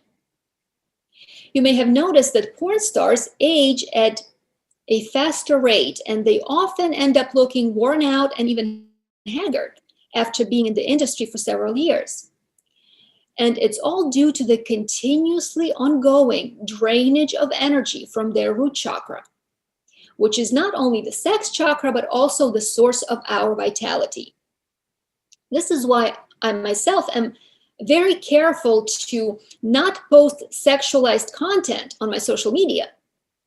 You know, I follow a lot of different detox and fasting people on Instagram and Facebook who often post nude, suggestive images of themselves. And don't get me wrong, they're gorgeous and sexy, and it gets them a lot of likes and followers. But this attention comes at a price. Unfortunately, when you put yourself out there in this way, that milkshake of yours brings all the boys to the yard. But trust me when I tell you, you do not want those boys or girls, for that matter, anywhere near your yard. Of course, everyone can do whatever they want, but you may want to take the information I just gave you into consideration. Now, I don't want to go much deeper into the aspects of sexual intrusion. The only goal of this detour was to illustrate the mechanism of the theft and the draining of energies by extraphysical beings, because a similar thing happens when it comes to food. Much in the same way that a person feels a lack of satisfaction as a result of their orgasm being hijacked by an extraphysical intruder who drains their energy, someone who is intruded by entities looking for gastronomical pleasures will also fail to reach satiety because the intruded drains that energy right from under them, thus causing them to feel the need to keep eating. Sometimes people eat so much that they feel like they might pop, yet they can't achieve a sense of fullness and satisfaction. So it is indeed true that dry fasting can provide a short reprieve by forcing our extraphysical intruders to temporarily disconnect from our energy system, sending them off to look for another source of supply. And once the entity or entities are gone, the person can then fast without too much hunger and discomfort. But even though the intruder may not be thrilled about this, they know that it's only for a limited number of days, because sooner than later, you're going to have to go back to eating. Furthermore, they know that the longer you fast, the softer your resolve as you get weaker and more dehydrated, making it easier to manipulate you and to bend you to their will. In fact, you're much more vulnerable to the intrusion immediately after the fast because you're hungry and thirsty. And when you finally do break your fast, they come right back in with a vengeance, and the toxic binge cycle continues. And this is where serious energy work is required. And I'm not talking about meditation, because meditation is not energy work. Meditation is a spectrum of various trance states. So while meditation is good for a number of things, it only utilizes imagination. I think that everyone can agree that imagining doing something and actually doing it energetically isn't the same thing. Just like imagining eating cake isn't the same as actually eating real cake. I mean, if this were the case, then we wouldn't spiral into binges as a result of our cravings. Instead, we'd be able to easily solve our food addictions by imagining ourselves eating without actually consuming the foods that are harmful to the body. So while knowing how to utilize specific trance states with precision can help you open up your channeling and some other psychic abilities, it definitely has its limitations. In all of my studies over the last 26 years that I've been exploring parapsychism, nothing compares to the manual energy manipulation called VELO, which stands for the Voluntary Energetic Longitudinal Oscillation. This energy work, which I teach privately, either as a part of my Ascension program or on its own, is tremendously effective. It opens up the chakras and clears energy blocks that make our energy body rigid, thus preventing us from being able to perceive subtle energies, as well as making it easier for the extraneous energies to stick to us. Consistent application of VELO raises the frequency of the energosoma by clearing intrusive energies from both the dead and the living humans alike. And over time, it will help to permanently dissolve any energo plugs that may have been installed by opportunistic parasitic entities. So while the fasting state can be utilized to enhance energy work, outside of the temporary loosening of the energy body, it won't necessarily solve your emotional or energetic problems. It can temporarily make you feel better in that short space of time where your intruders disconnect because they aren't being fed. What fasting does do is bring out and magnify any existing imbalances. The other drawback of solely relying on fasting for consciousness expansion and psychic development is that prolonged fasting can only be done in limited time intervals. Let's say that, if you can only fast 10, 11 days a few times a year, then what are you doing to keep that momentum going in between fasting? And a lot of people I know can't even go that many days in one stretch to begin with. Most can average 2-3 days, which isn't long enough to loosen the energy body. Now, of course, you have to start somewhere and then continue building your endurance over time. What I'm saying is that while fasting can definitely be a useful tool in your spiritual development toolbox, you're going to need other methods and applications to help facilitate spiritual growth. Things that will keep the momentum going and growing in between the fasts. Because if after the fast you go back to business as usual, your energy body will get stagnant and gunked up again. And then the next time you fast, you'll be starting from scratch all over again. So energy work is vital for raising your frequency by consistently clearing your energy system and dissolving parasitic energo plugs. The same way we have to continuously wash our physical bodies, we must also cleanse our energy body with similar regularity. Another thing I would like to clarify is the idea that when we fast, we become of interest to various non-physical beings. There is some validity to this, but it's not that when we fast, we all of a sudden begin to attract guides, dead relatives, and other entities. They're always there. It's just that normally we're not able to perceive them in our dense state. However, when we fast and sufficiently disconnect from the physical body, it enables us to pick up on non-physical phenomena. And so we simply become aware of their presence and therefore are more reachable and receptive to them. Now, the final bullet point I'd like to address has to do with the energetics of food. I've been saying this forever, and I don't know if people really get this, but when we eat, it's not about the calories or nutrients. It's about the energy of the food we consume that sustains us. Just as we have an energy body, so does an apple, a cucumber, and a potato. And that energy is transferred to us upon consumption, which is what gives us vitality. Unfortunately, the vast majority of the produce we buy at the supermarket has almost no energy left. You see, when you pick a piece of fruit in the wild, which hasn't been interfered with either through genetic modification or by being chemically treated in order to extend its shelf life, once that fruit has been plucked off the tree, it deteriorates and goes bad very quickly.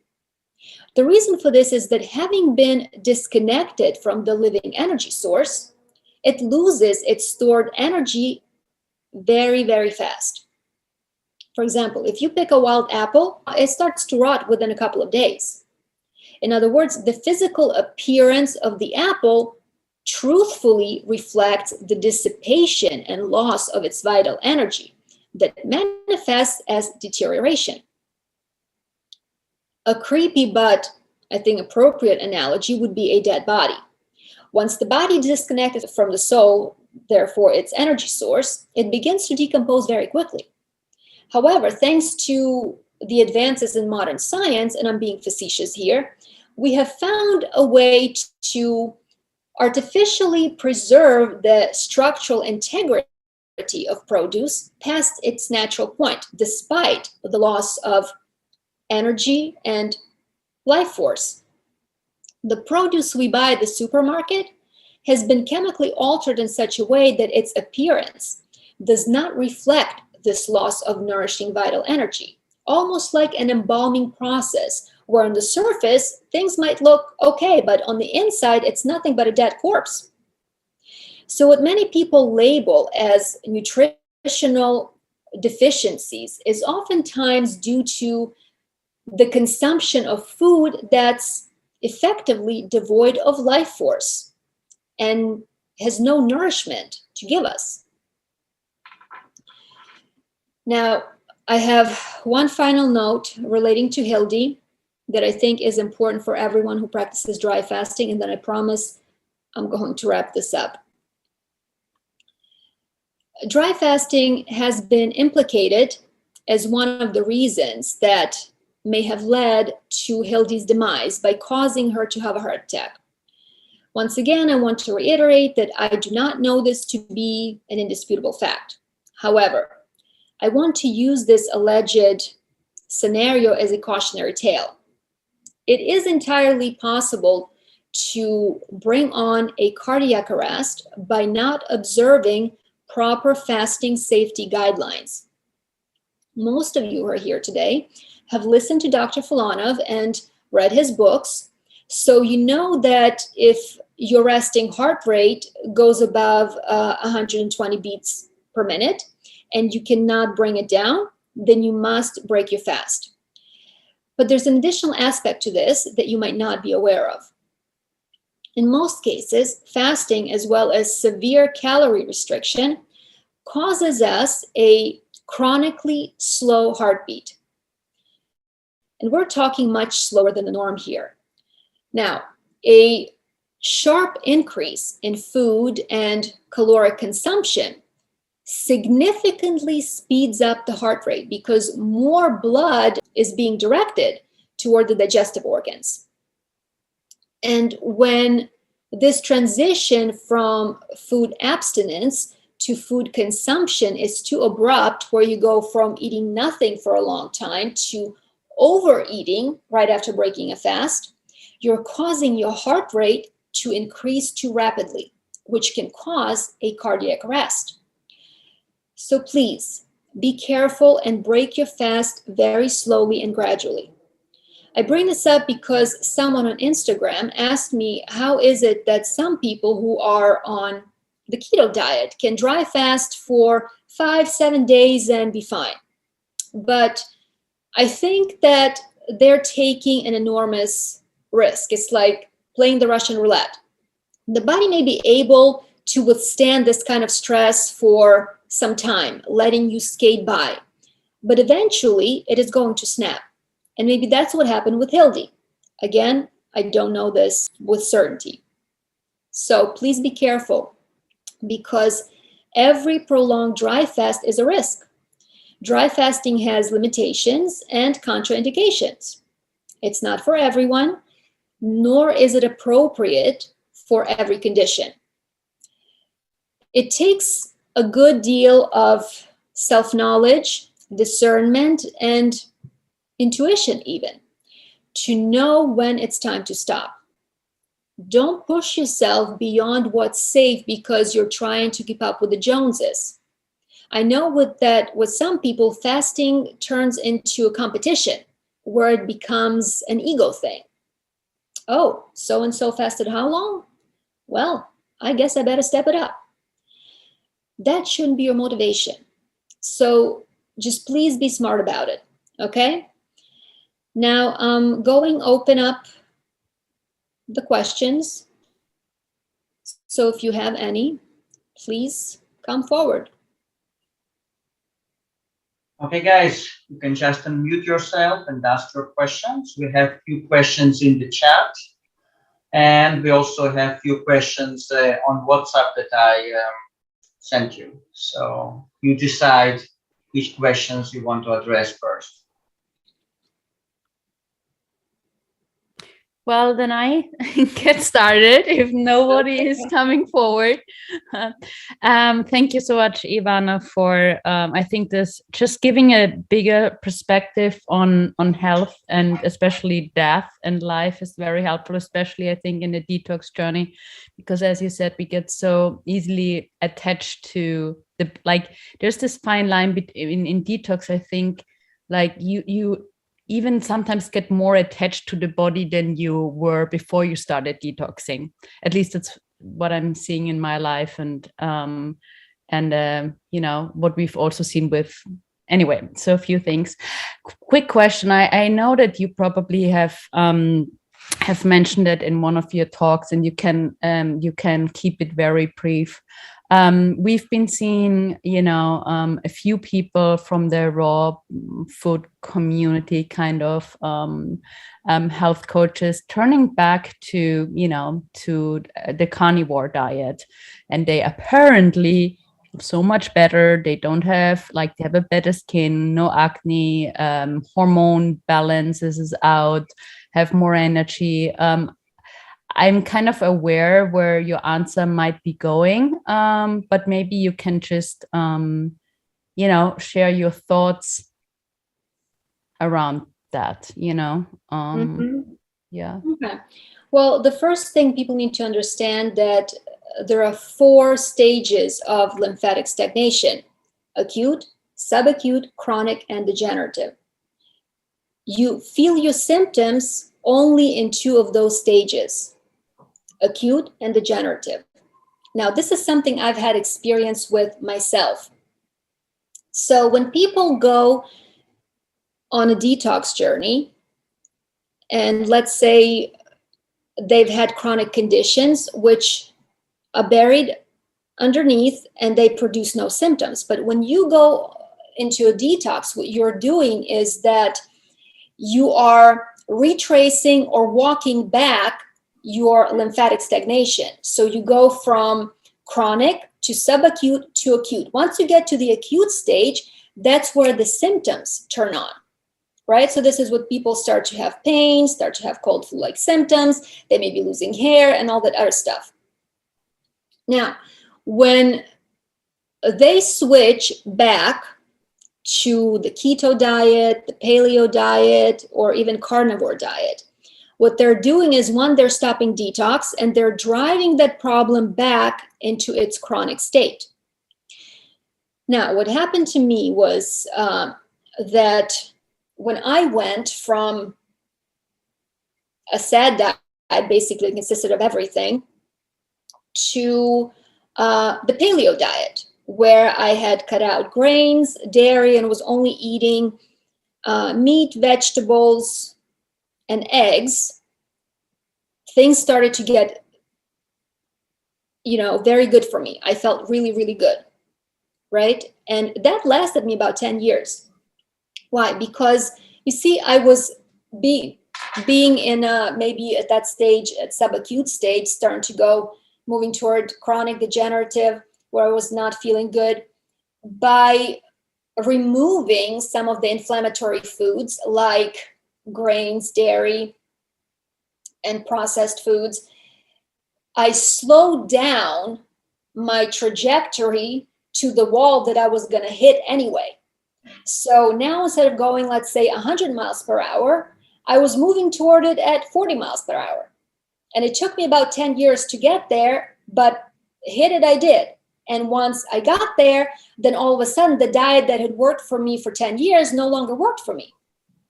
And now you're in a panic because you go, well, I don't understand what's happening. I'm doing everything right. I'm doing the same things. I haven't changed. And so why is this happening to me? Right?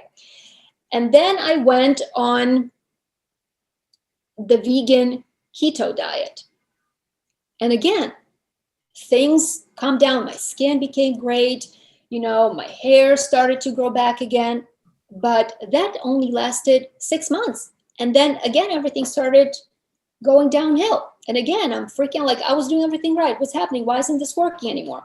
Why? Because once you get to a certain point of deterioration, there is no Band-Aid that's going to stop it. Now, when people go on these diets, especially carnivore diet, they're not restoring their hormones. You have to understand that animal flesh contains animal hormones. It contains sex hormones. It contains neurotransmitters produced by the adrenals. So it's not that eating meat or animal products is restoring their hormonal production. They're artificially supplementing those hormones they're getting from the animal flesh. It's almost like a form of supplementation. And that's why they start to look better. But again, it's only temporary, the way it was for me. Because, you stop the acute stage where you're detoxing. Now you go to subacute chronic, where you don't feel things, but while you're not feeling things and you're eating bad stuff, your condition continues to advance. And sooner or later, it's going to move toward the degenerative state. And this is when you start to get cancers, where you start to get all kinds of bad stuff happening. And for some people, this transition from going from subacute to degenerative can take some time, and they can feel good for years before they get to that end point. So they think that what's happening is good and positive, but it's actually not. They're still moving toward that wall that I was moving toward.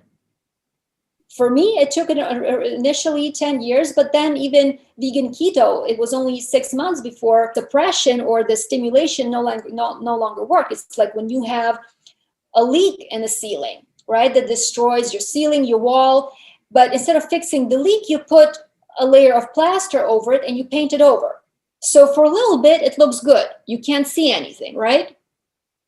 But the leak continues to drip and continues to deteriorate the wall and the newly, applied plaster. And sooner or later, it's all going to come crashing down. It's just a matter of time.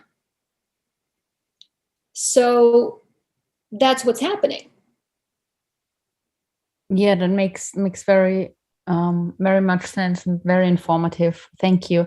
And I have it really makes sense. Great. And a follow-up question, a brief question, like when we talk about detox, we talk about, it's not about adding things, right? It's about, how do you call it? Like Eliminating?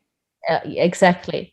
And so I caught myself a little bit, and we talk also about mono meals, right? That kind of stuff. And I caught myself lately that, since many weeks or almost months, I eat 3 things, like cucumber, apples, because you can combine them, celery and whatever, like 4 things.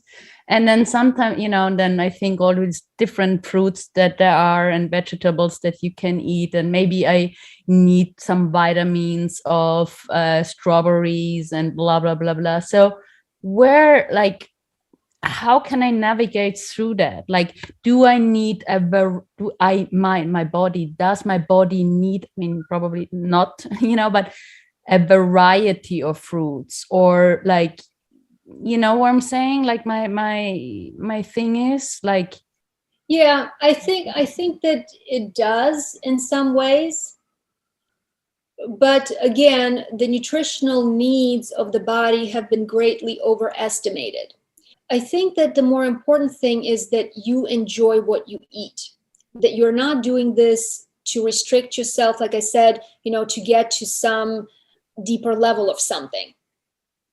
Because the mental state and outlook with which you approach, like what is your motivation when you're doing this?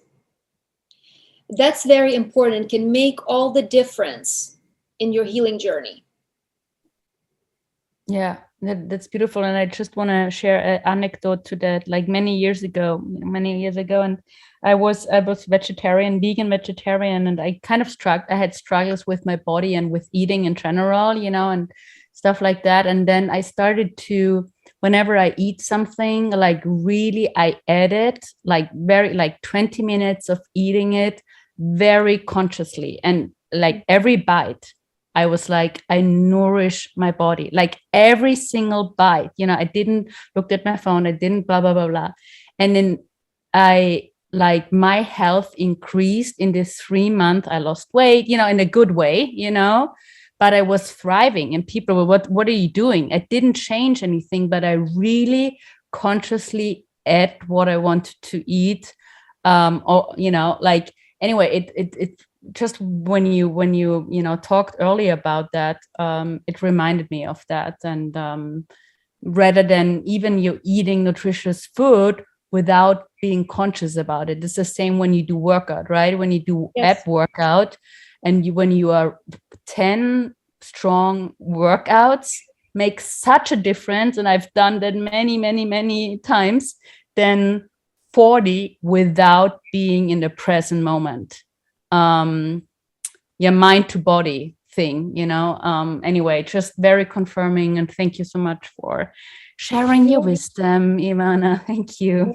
Well, one thing I want to add to this again is about the prana. Like, people think that we need to do something special to access prana. The truth is we're all living off of it, all of us. I mean, if we weren't considering the horribly inadequate diet that consists of non-food-like products as being consumed by the majority of people on this planet, we wouldn't be walking around. Because it's not the food that nourishes us. It's just that the food that we eat that is really inappropriate for consumption is what actually blocks. It's like it clogs the filters that doesn't allow us to get the full transfusion of the prana that we already all get. You can't be alive in this physical dimension without being plugged into prana. So the misconception with breatharianism is that, that there's a need to somehow learn how to consume prana directly to wean yourself off food. We're already all consuming prana, period. We just haven't figured out the mechanism of how we're doing it, and haven't cleaned out the body enough so that there are no obstacles for that energy to come into our body more fully. And of course, the dependencies and addictions are another thing that, keeps us stuck in this food cycle. So I've noticed that with juice fasting, talking about calories, when I did my juice fast, and I'm still juice fasting a lot, is I consume much more calories. Like if I would track it down, I don't, because I don't really care. I probably had 4,000 calories on the juice fast a day, or 3 to 4. And you know, when you eat in different, like, you know, if I would eat a little bit of rice, a little bit of vegetables, or, and, you know, maybe even processed food, you know, like 2 hamburgers at McDonald's are probably, I don't know, 1,500 calories, whatever. So, and I lost you know, a decent amount of weight on a juice bath with 3,500 calories a day, you know. So compared to, yeah, it was again very, you know, confirming to what you said earlier, talking about the energies of food and calories. It's really just that we shouldn't even talk about calories. Yeah, and not just that, but the beliefs that we have. Yeah. You know, I give the example of anesthesia. Like when you believe that the food is the enemy, your body, that's how your body will treat it. So again, it's about the unconscious programming and the ideas attached to food that really trip us up. Thank you. That's all from my end. Thank you. Okay. Thank you, Eric. Thanks, Thank you, Ivana. Thank you. Thank you, Connie. Okay, guys, do you have any more questions? You're welcome to unmute yourself and ask. Hi, Ivana. Hi, Joanna. I have a question that I have sent to Eric via the group, but I will address it live now. It's kind of in the same direction as what we've already discussed, but it's a more subtle aspect. I just wanted to see your intake on this. A lot of people are on this path, on this journey of detoxing, fasting, and so on. And at some point, after a year, 2, 3, they just hit a wall or in a plateau phase and feel stuck. They just don't want to go back to the old ways, but lack the energy to go further, to go to dig deeper, to say so. How can I help them? How can I encourage them, or what would be the tools to get them unstuck from this? Now, when you say people don't have energy, do you literally mean they don't have energy because they have weak adrenals and they're exhausted, or they don't have the will, the desire to continue? Exactly, the desire, the emotional. Right. They are emotionally tired. Right. So the problem is emotional and mental, and that lies in their definitions. Because you see, if you are fundamentally unhappy and you lack joy in your life, it doesn't matter what diet you eat. It doesn't matter if you get better or not, you're still unhappy. Do you understand? So that's where the unhappiness comes from. Now, do these people actually get better, or do they get stuck where they cannot make progress past a certain point and they still have problems? Something like this. And this is exactly what you said earlier. They are in a constant pursuit of something. They just want to reach a perfect state of health, but they are not going as fast as they would like, and they just have these problems, have lack of energy. They encounter this unpleasant situations, and they just get demotivated in going further. Mm-hmm. Sure. I mean, I can see that. I've been there. But the thing is, it's like you have to approach this not from the point of view of detox and talk about what else they can take. This is about addressing the mind. You know, it's about reframing what's happening. What people have to understand that once they start detoxing, they can't really stop in the middle, because it's like remodeling a house. It's like when you start demolishing things in your house because you wanted to renovate your home, and you knock down walls and you ripped off cabinets, and then you go, oh shit, this looks really bad and I don't like this, right? So if you stop, you stuck with the mess. You understand? If you stuck in the middle, like you have to keep going to clean up the mess. But there are NLP techniques, and you are familiar with this because I worked with you, that can set people up for success, where you can make it so that they look forward to what they have to do, that they have a clear picture of the steps that it's going to take to get them from point A to point B, and we get them excited about it. We shift it around in their unconscious mind. We hitchhike a nice feeling to it, where they all of a sudden they start get excited about things. Like they start liking the fruit. They can't wait to get up and go work out. Do you understand? But it's the change, that mental, emotional change, that's going to help to change their physical body more than the detox itself, more than the diet itself. Okay, I got it. Yeah, I thought it was in this direction. Of course, thank you. Yeah. Thank you, Ivana. Yeah. You're welcome. Yeah, it makes sense. Thank you. You're welcome. Anyone else? I have a question. Ivana, I was just wondering if you could address anything regarding the parathyroid and calcium utilization. That's something that I've noticed. I think you've talked about a little bit before, you know, how vegans or raw vegan fruitarian lifestyle can tend to create compromises in bones and calcium issues. Anyway, I've really been facing some challenges with that myself, and, you know, major weight loss and just varicose veins and extreme like you know, my fingernails get soft and all that, and I'm just wondering if there's like some kind of balance that I can look for and not like overdoing it and just like frying myself or frying all the calcium out of my system, and like what's a good way to balance that out, like add in some vegetables. Does it have to be cooked? Anyway, it's something I'm trying to work. Cooked food it has nothing in it that's going to help you build. There's no cooked food on this planet that has inherently anything in it that's building, because it's dead. It's absolutely dead. It has no energy, has no nutrition. Whatever was in it when it was raw has been altered and compromised and is absolutely unusable. So when people go on cooked food, the weight they gain is not muscle, is not actual weight, it's inflammation. You start to retain water. That's what happens.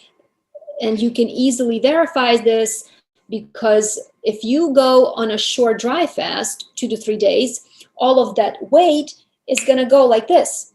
And you know that during dry fasting, muscle is preserved. So that just proves to you that that weight is not real. It's water, it's inflammation. So people need to sort of let go of this nonsensical idea that cooked food builds them. It doesn't build anything. It just creates inflammation in your body. And inflammation causes water retention. Edema is one of the ways that body battles acidosis. So cooked food has got nothing for you. Now, you said you're really thin. And you know, you talk about calcium utilization, but before you can even get to calcium utilization, you have to get past digestion and absorption.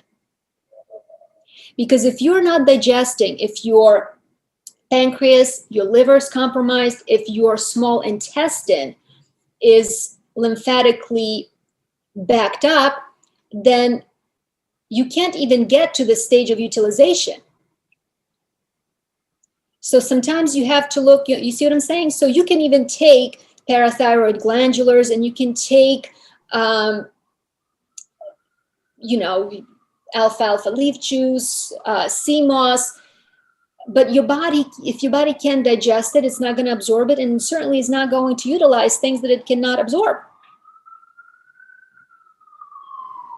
So in some ways, you know, going on parathyroid glandulars may not even do anything for you, because your body cannot digest, absorb, and utilize it. There are also some amino acids that are vital for bone and tissue building. These amino acids, like proline, lysine, and lysine and arginine together, specifically for hair, skin. Proline is for muscle, right? And proline is also extremely important for bone building.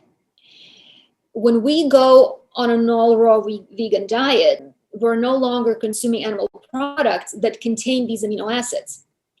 Now, fruits do have them in very minute amounts, but only select fruits do. You see, so if you're not eating those things, like raisins or dried apricots, then you're not getting them in. And that can exacerbate the situation, because then you really can't rebuild. You can't put those things, those structural amino acids, you're missing them. Or whatever you are taking in from your food is really very little. So there has to be an emphasis, and you can go and Google this, look up which plant food, and these things are really mostly present in nuts, beans, and so on. But of course, we're not eating them, right? And by the way, eating nuts and beans, unless they're sprouted, again, you get zero use out of those anyway. But there are certain fruits, vegetables, avocados, bananas have a lot of them. So you have to make sure that you're including those in your diet. But the most important thing, of course, is to see how your digestion is. And you have to see if you have a malabsorption ring. And if you are thin, that I already know that you are not even digesting. You have to look at your pancreas, you have to look at your stomach, you have to look at your liver, gallbladder. Because if those things are not working properly, that you can't even talk about utilization, because you can't utilize that which you don't digest or absorb. Yes, thank you for that. And so, I mean, from the answer, what you're suggesting is there are actually certain raw fruits and vegetables that you would recommend to up the amino acids, because lysine, that one you mentioned in a test, in a non-invasive test I did. Yeah, that is actually one specifically for hair. L-arginine.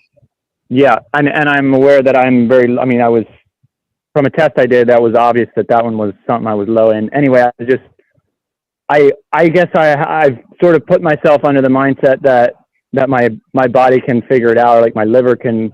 I don't know what I was understanding. The liver is what is the chemical, manufacturer, that it's not about giving it a certain thing, but it's about, providing it with the energy, and then my body can create the amino acids that it needs. But are you suggesting then that there are certain amino acids that are essential, like they say, like the experts would tell amino acids, yes, and certain amino acids are essential, like for example, glycine. You can get it from food, but it's important for collagen building and for skin. I think that glycine can be derived from serine, and serine is present in food. So there's a lot of amino acid conversions. Like you really have to go into this, but there are certain things like chlorella or alfalfa is going to have some of these. They don't have all of them. So what I'm saying is, like, get things like that are powdered leaf juices, because those are easier to digest. Because when it's a freeze-dried leaf juice, it's like basically drinking a juice. You can digest it in your mouth because your saliva has digestive enzymes. So when you are malabsorbed, you don't have proper digestion because of your liver, your pancreas, then you'll have better luck with getting more nutrition through juices or liquids. And of course, yes, the liver is the one that conjugates all of these chemicals, these amino acids. So that's why I'm saying it's another issue where if your liver is not working, then you really can't convert the stuff that you get from your food into specific amino acids that have so many different vital roles in the body. They're messengers, they transmit signals from nerve cells. They act as catalysts. So they're important. And yes, liver is vital in your ability to be able to actually convert all of these amino acids and have them do what they need to do for you. So this is a multi-layer problem. You have to address the liver, the gallbladder, the pancreas, the stomach, because some people, they're done at digestion. They can't even digest stuff. Forget about what the liver does. They can't even, like, their stomach doesn't even break food down. They have atrophy of the stomach. So it all depends on your case. And, I've been telling people this, and I think that was you that posted a question about this device. Healy? Was that you? Yes, it was. Yes. Right. Thank Well, you for addressing that. I don't know about that because I didn't have enough time to look into it. I mean, certainly frequency has impact on matter because everything is frequency. And we see this, but I don't know about this specific device. I would be cautious if it uses electricity. It says IMF. There is some kind, I don't know what kind of frequency it is, that because, you know, I looked at their website and they're being very sort of vague. I guess they don't want to give their secrets away, but it makes it very unclear the mechanism that is employed in this device. They talk about Tesla, but they're not being specific. This is what it is. They call it IMF. I don't know what kind of frequency it is. I know, yes, there's magnetic, but if there's electric frequency, then it's not good for us. Okay, the same way, you know, plugging yourself to a cell phone is not good for you. So I don't know. I don't know enough about it, but I have been using magnets. I talked about this before. And there's scientific data that shows that they work.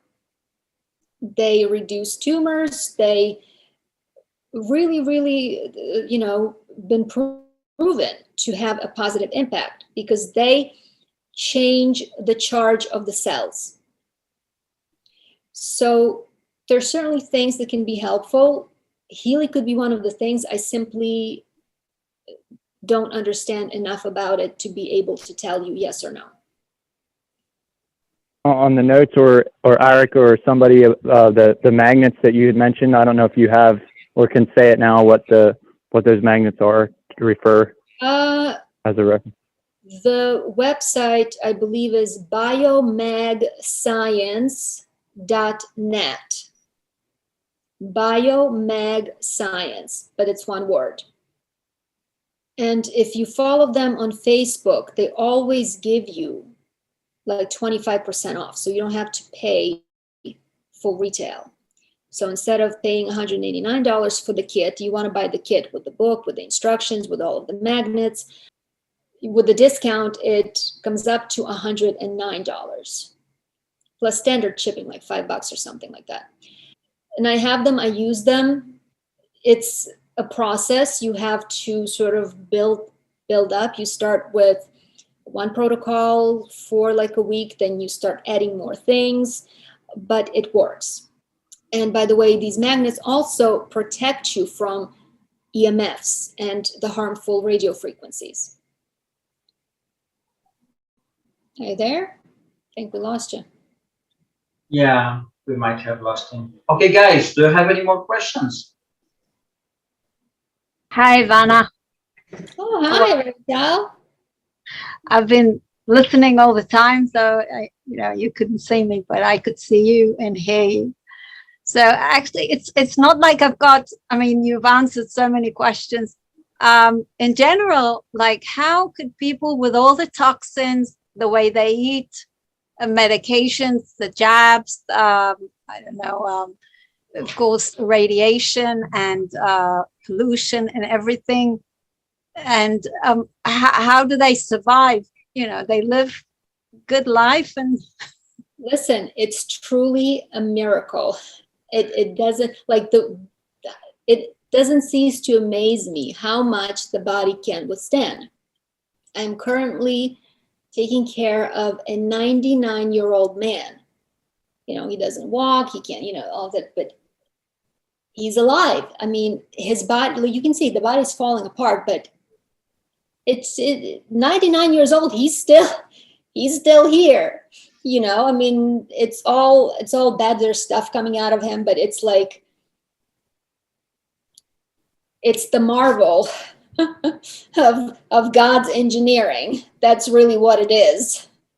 yes, it's amazing. I mean, I see people around me after taking 3-4 boosters, and everybody's well and happy. And well, you can't say everybody's well, because I've had people tell me, oh no, I'm really healthy. And then you find out they're on 4 different medications. They can't get pregnant for the last 4 years, but they think they're healthy. You understand? Like, people have an idea of healthy that is not a healthy idea of what healthy is. So I wouldn't go by somebody's word when they say that they're healthy. Because I've seen people be grossly overweight, be on multiple medications, not be able to conceive, and think that they're healthy. They think it's natural to have some kind of condition. Yes. You know, Yes. in the background, it's sugar, fat, high blood pressure, some tumors. Yeah. So, so they think that's natural. Yeah. And yeah. So it's just amazing. You know, we're fasting, we're eating healthy, and we're still having problems. So how do the rest of the world survives, even thrives? So well, I don't know if thrive is the right word to describe the state of the world population. I don't think that that is the correct word to use. But I mean, we do the best we can. And the thing is, look, even with diet and fasting, we're exposed to so much chemical pollution. That's right. That we cannot control. We absolutely cannot control. Even being around somebody, like if you go to work, you're in an office setting and somebody wears fragrance. A lot of people wear, you know, perfumes and colognes. That affects you. You may not be wearing them, but you being able to smell them, that fragrance is poisoning you. What are you going to do about it? You're going to tell people, stop wearing your, you know, your fragrance? It's a matter of fighting, like I said, finding a balance.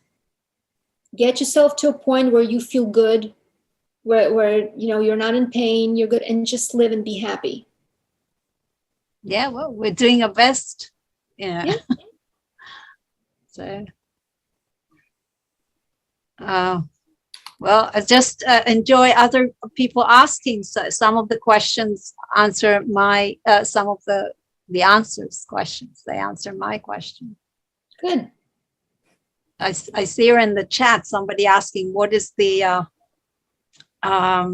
if you're over the age of 60 or 60, even 50, what is a healthy and reasonable diet? I mean, so that's... Look, what is a healthy diet is a living diet. And a living diet is the one that hasn't been touched by heat or frost, because freezing things is also not good. It changes the molecular structure of those fruits and vegetables. So the healthy diet would be living diet that is plant-based. Nothing processed, no cooked. No. No. I have a video. I did a webinar, I think. Yeah, no, I've seen it all. For Frederick's group, where I explain how heat alters and changes specific compounds in the food, making them absolutely unusable, and some of them extremely toxic. There is zero benefit you can get from cooked food, period. None, except for emotional gratification. Your body gets absolutely zero benefit from cooked food, and some of it is actually harmful to you. So that's what I'm saying. It's amazing how we're still alive, and with all the toxins we're exposed to. And yeah, humans are a strange animal. I mean, animals, everything is so simple. It's about instincts. They are connected to nature, that they know what they should eat. And we're so detached, and we have to think what we are supposed to eat. Shouldn't that be a natural, instinctive thing? So it is amazing. No animal in nature heats its food. Or mixes it. Yeah. And also, no animal in nature, unless they're exposed to pollution, gets cancer. They can get injuries and stuff, but if they truly lead a natural life and they have access to their natural food sources, They don't get cancer. But our domestic animals get cancer because of the crap that we give them, because we feed them the way we feed ourselves. What do you think the lifespan of humans should have been? I mean, had we, if we eat the right food, we are supposed to eat. As much as it pains me to say this, because I really am not enchanted by this whole experience, like I can't relate to it, but I think probably 120 years. A person that is healthy and eating good diet, yeah. And not just, and what I'm saying is not like, like the way these old people live, that they're on all medication, they're chained to a wheelchair and they need to be diapered. This is not what I'm talking about. I'm talking about 120 years, you're moving around, you're running around, you're doing your stuff, you're dancing, you're having sex, everything. So that's what I mean, because that is not life. When I see these people, I'm like, this is not life. Like I talked about this young man that's been bedbound. He's on a respirator for 15 years. He doesn't move. He doesn't communicate. And his mother wants to keep him alive. And I'm like, this is torture. Like, if this happened to me, somebody please pull the damn plug. Like, I don't understand that, like, wanting to keep this kid alive at all costs when it actually is painful for him. This is the insanity of the human animal. All right. Thank you very much. Sure. Thank you. Anybody else? Yes. Ivana, just going back to, go ahead. Thank you. Thank you very much for this, Eric, that you organized it, and thank you, Ivana, for your information. I came with a question right now because I think we had a meeting before, Ivana, and I think you felt how it's like being me, the confusion in my mind and things that are not moving so smoothly in my life. And I feel like I've tried many things, but maybe it's like, how can I change my frequency so these situations stop repeating themselves, and things and the things that I try to implement in my life really works for a long distance instead of just 1 week or 2 weeks. For example, I got a wonderful meditation from Eric, and I was very happy. Something that really worked for me at last, something that worked very much. And I noticed a very huge improvement in 1-2 weeks. But then I lost it. I lost it, and I was. That's normal, Vanessa, for things to change, because what happened for you was that, yes, it worked for you. It pulled your frequency up and it got you to a certain level, but it only worked for a certain level of frequency. Now you need to find another thing that's going to take you higher, because the thing that got you here is not going to take you there. Do you understand? Yeah. Okay. So we have don't get stuck that this is the same thing. You know, that's the point of growth. It's like, yeah, for a 5-year-old learning how to read and add numbers, what was growth, it was good. But, you know, when he's 12, then that's not good enough. At this point, he's falling behind. So you need to continue to add and expand on it, not try to make one thing constantly work for you. It's not possible, because if that thing has, you said, made you feel better, it has done its job, but it is limited as to how far it can raise your frequency. And now your frequency has been raised. That means that's why it no longer works, because now you have equalized the frequency of the meditation and your own frequency. So you've hit a plateau. So now what you need to do, you need to find another thing. You need to continue to develop yourself. And it's not going to be just this one meditation. It's going to be other things, energy work, you know, things like NLP that help you reframe things in your head. Like, you got to find, what are the things that are holding you back? How am I sabotaging myself? What obstacles am I creating for myself? Of what obstacles do I have that may not be creating for me, but I perceive them to be as obstacles? And what can I do about them? Yeah, I think about it sometimes. For the first, I struggle with implementing routines.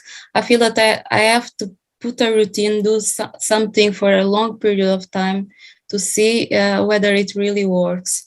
And another thing is that what is the point? We have to always change things all time. We are always changing. Isn't it a distraction? No, it's the very nature of nature. The nature is always changing. The universe is always expanding. Growth is inextricably woven into our nature. That's what we are about. It's not, why is it a distraction? It's an expansion, and an expansion cannot happen if you're constantly doing the same thing. Yeah. So it's not enough with just making affirmations, or I feel that I've been working with myself for a long time, but I start here and I improve a little bit, and then something happens and I go back, or I didn't move. But that's different. But that's different because what you're talking about is regressing. Yeah, sometimes I feel that I'm regressing. Sometimes I just feel that I'm stuck. That's okay, but the important thing is that you don't stay there. It's normal. We go back and forth. It's okay. Everybody does it. You're not special. You're not the worst of them because you go back or you get stuck again. But the important thing is that you don't stop, that you don't camp out and start living there. Yeah. That you catch yourself. Okay, all right. I had my little pity party and now let me put myself up by the bootstraps and do something. But the important thing, and this is the most simple and most profound piece of advice I could give to anybody. The formula to living your best life is as follows. Follow your highest excitement to the best of your ability until you can take it no further without any insistence or expectation as to the outcome. Let's break this down. Follow your excitement to the best of your ability until you can take it no further. Find a thing every single day that makes you happy, makes you excited, because that's what raises your vibration. That's what pulls your frequency up. Now, the part where it says to the best of your ability until you can take it no further implies that that one piece of excitement can only take you so far. Do you see? There's going to come a point that it will no longer work for you. Yeah. So the formulas say only follow it as long as you're getting something out of it, which goes back to the thing you said about meditation, where you said, well, I was doing it at work and then it stopped working. So I stopped doing anything and now I'm stuck. But that's not how it works. You follow your excitement to the best of your ability until you can take it no further. Because once you get to that point, then you have to start to look around what's the next thing that excites you. And it will always come. And when we say follow your passion, your excitement, we're not talking about some grand overarching thing like your life purpose. No, we're talking small things. If it's more exciting for you to go, to the park with your dog than it is for you to clean your apartment, then do the thing that excites you instead of doing the things that you think that you should do because it seems to the physical mind as the most productive or appropriate thing to do. You see, it's not about the things, it's about the vibration. Circumstances don't matter, only state of being matters, because it's the state of being that creates your circumstances. Therefore, what you should be chasing is the state of being, because that's your vibration. So follow your excitement to the best of your ability until you can take it no further. Now, the next important part of this formula is, without any insistence or attachment with respect to the outcome. Some people will follow their excitement. For example, they want to be an actor, right? But then they hit a wall and they keep banging their head against the wall when the formula we said shows that this is it. This is as far as you're going to go here. The point was not to pursue acting. The point was to get you moving in a specific direction that was exciting to you. So the idea is to not get attached to the outcome and not insist that that thing that you were excited about, you know, initially must work out or must add up to some sort of a culmination, because you're missing the point. Because that thing that may be exciting you today is not actually the thing that needs to come to fruition. It's just the thing that puts you on a certain path, because by following it, you actually get to the next thing that could be the thing. Do you see? Yeah, I struggle with it, and you gave your own experience as when you started wanting to go in one direction, and then things happened, and you have to move another way, and then the two, you couldn't integrate them together later on. Yes. But for me, I'm struggling with it right now, I must say, because I feel that I have to go this way. Otherwise, you are going to feel stuck. And you feel that things don't move. Well, if you're going someplace, then you're not stuck. There's movement. Yeah, I know. But also, you know, Esther Hicks said, you know, in certain situations when you don't know what to do, unless a path or a plan of action is plainly visible to you, then there's nothing for you to do. What I'm telling you is that you need to pursue your excitement, not because it's going to lead you somewhere, but for the sake of excitement. Yeah. And that's the point of detaching from the outcome. You're not doing it for a specific goal. You're doing it just because it's exciting. And I promise you that the more you do it, the more things are going to come into your life that will be exciting. And it's that excitement that is going to start magnetizing things to you that you want and need. Yeah, I see it. Thank you very much, Ivana. Thank you, Eric, again. Of course. Thank you. Is Ritzy here today? Yes, no, maybe. You talked to me, Ivana. I didn't. Yeah, no, I know. Ritzy, she sent a question and she said she was going to be here today, but I guess she's not. Are you finished, Vanessa? Or do you have more questions? No, I'm fine. Thank you. Okay. So let me find that question.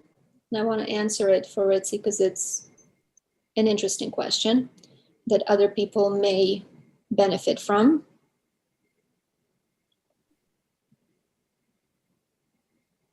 Okay.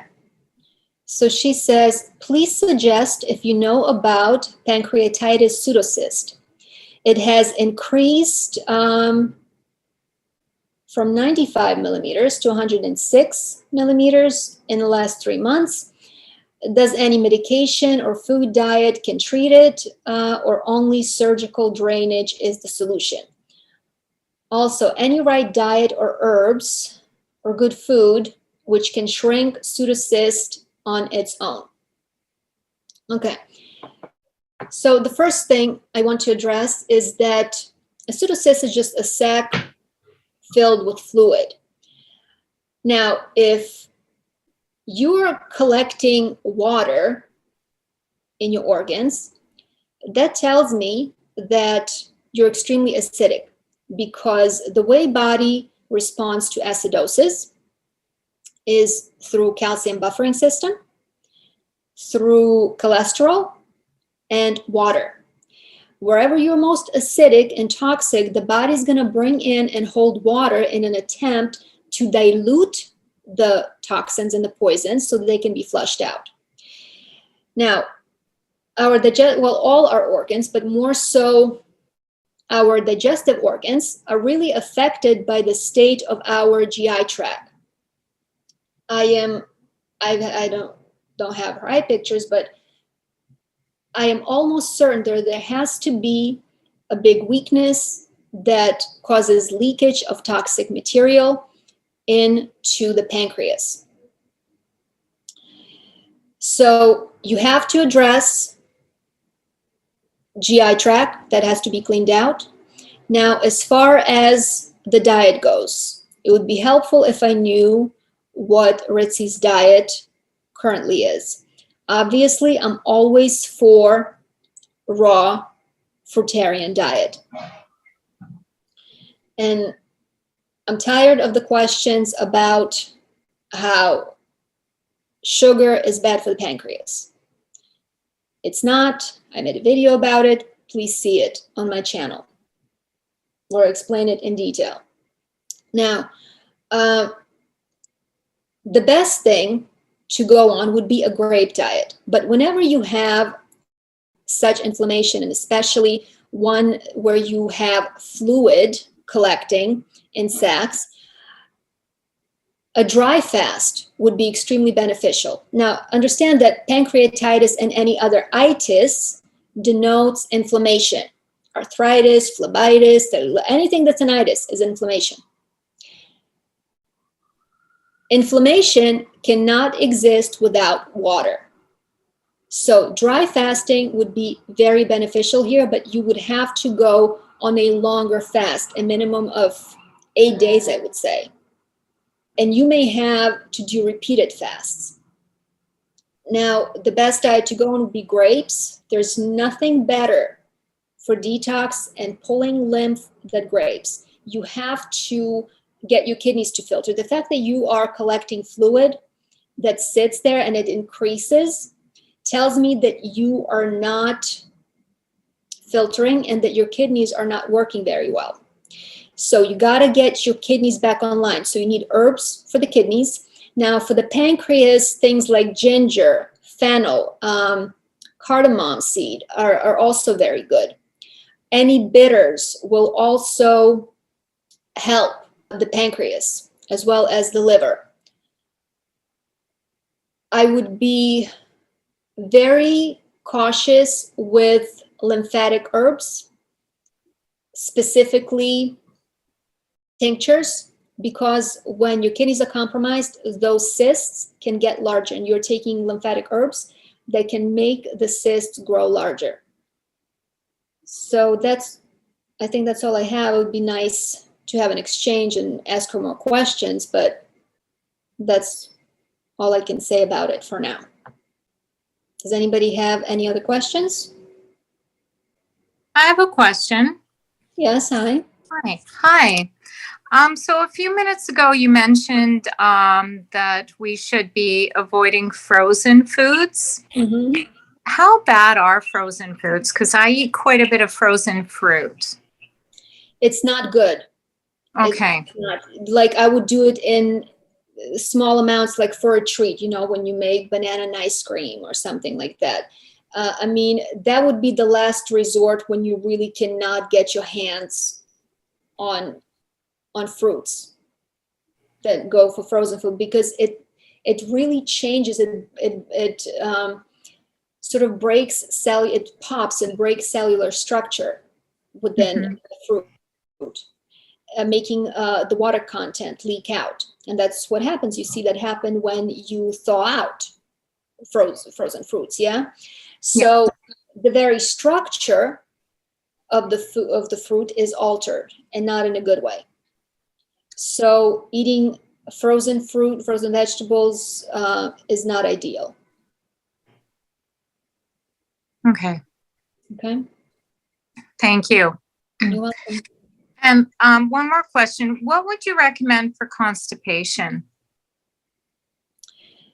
The easiest things you can do, and of course, constipation is often caused by poor adrenal function, because adrenals regulate peristalsis. So if you're stressed, you're going to get constipated. So if you have stress in your life, just reducing stress can help you. Now, the easiest things you can do is juicing celery or pears. Now, with celery, you may need to drink as much as 32 ounces in one sitting, and then maybe have another helping. That's going to clear you out. So will the pears. I mean, this is without having to go on herbs. Like, this is something you can go to the grocery store and you can solve that problem very quickly. Okay. Mm-hmm. Also, consuming kelp can help it, because Our thyroid regulates the rate of metabolism, and sometimes that's the thing that makes the food move extremely slowly through a GI tract. And so it takes, the transit time is longer. You might be constipated. And especially if you already have thyroid issues, it's very good to add kelp, at least a teaspoon per day. And you might see how your bowel movements will normalize. Okay. Outside of that, herbs. You can do Cascara sagrada. You can do Dr. Morse's herbs.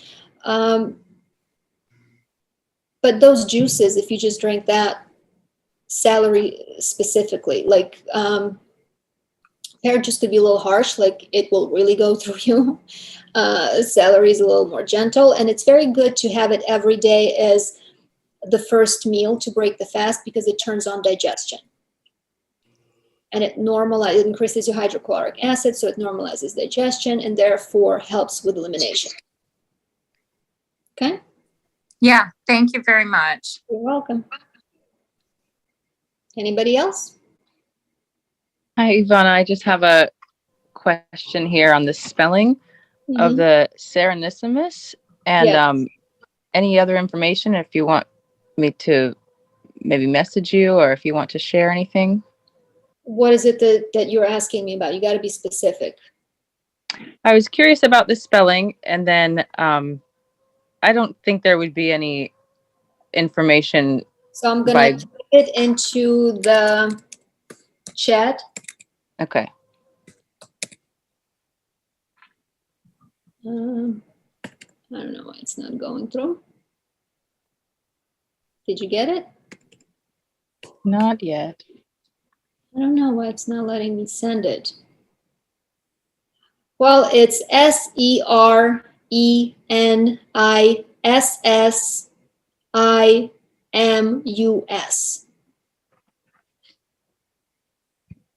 Thank you. And I didn't know if there was anything else that was like available to. You really have to take their classes. Like you have to take their program. Okay. Yeah. Thank you. Mm-hmm. Anyone else? Yeah, Ivana, I just had another spin-off from what you were saying about the protein, or I mean the amino acids, if you don't mind addressing that again. So you had mentioned, you were talking about there being specific amino acids that our body doesn't create on its own. And I just wondered if you could say anything about, like, Dr. Morse going on 6 months, oranges or one particular fruit, what's happening in that case? Are you saying there's maybe a different application when the body is clean and it can actually create everything it needs? There's a difference between each person's state. Some people are in a better condition than others, both genetically and lymphatically. That's why some people go on these detox diets and they do well, while others don't. That's why some people can eat meat and be okay, while others get cancer, you see? We're not created equal, so you can't compare that because so-and-so did this. And by the way, oranges have a lot of these amino acids, just so you know. Smaller amounts, but they have them. Oranges and grapefruits are one of the fruits that have them. Make sure I'm understanding what you're saying with that whole discussion, because I've read a lot of things online, regarding amino acids, and there's, the camp I was reading at one point was stressing that if you don't get these in your diet through plants, even if you're doing raw vegan lifestyle, you still have to get these in. But what you're saying is there is a somewhat person-to-person uniqueness to how we're created and wired, and energetically what actually our body is requiring for us specifically. Is that kind of what you're saying? Yes, but if you look at the totality of today's discussion, the important thing is not the physical, is not the nutrient, the amino acid. You understand? It's about this. It's about the underlying energy, the vibration. Mm-hmm. That's what in I don't know if you saw the last video I did that was just for my own channel, I talked about why some things work for some people but not others, which has to do really with their vibrational frequency and their definitions of things. Oh yeah, I did watch that. Yeah, no, I think I follow what you're saying. Yes. So, and that was the whole point of this discussion, is that we're so stuck in this medium of the physical, and we're trying to rearrange certain molecules, and but it's not about that. It's really not. It's about that underlying driving force that you are as a soul. It's about your beliefs. It's about a number of things that has nothing to do with the amino acids. Like we can talk about this all day long. You can go and actually buy a bunch of amino acids. Is it going to help you? I don't know. You have to get out of the state of dis-ease. There has to be a shift in identity, because what happens, we're so identified with the body that we think that this is who we are, that we are our illness, that we are our handicaps, that we are what we look like. We're not. But if that's what you believe yourself to be, that's what you will be. Because physical reality is a mirror. If you look in the mirror and you don't like your hair, are you going to go and start banging on the mirror? It's dumb. Just fix your hair and the mirror is going to immediately reflect that change. You see? Yeah. We are, like, as Dr. Morris would say, you're looking at the wrong end of the donkey here. Okay, you got to turn it around. Right. So there is essentially, it is come back to the thing of, like, anything is possible for anyone. It's just that not everyone is at the same place mentally, or not for anyone. As I said, you may not know that there are some of these restrictions are intentionally set in place by the soul because they shape you in a way. Do you understand? And some of these restrictions are temporary, like until you learn the lesson. But some restrictions are non-negotiable. They're with you for the whole life. You don't know this. But sometimes the lesson is to learn to accept where you are and adopt the best mindset possible. If you listen to Anita Morjani, and I really recommend it, she's a really wonderful speaker. The way she describes her near-death experience. I mean, this woman was dead, clinically dead, riddled with tumors. Done. She goes on the other side and she starts to understand the insanity of how she had been living her life and how her disease was created and how it's all from self-loathing and non-love for oneself. And she talks a lot about how to shift that, how to understand that you are okay, it's okay for you to be loved and to unconditionally love yourself. But you see what unconditional love means? That means that you unconditionally accept your condition that may not be optimal. Do you understand? And that's where it's difficult for most people. Because you think, once I get to this point, then I'll be acceptable to myself. And then I'll be good. And the point is, like I said, while you're in the process of getting, you never get there. You can never arrive because it's a completely different set of variables that makes up that particular vibrational reality. Yeah, thank you for that. It makes a lot of sense. You're welcome. Anyone else?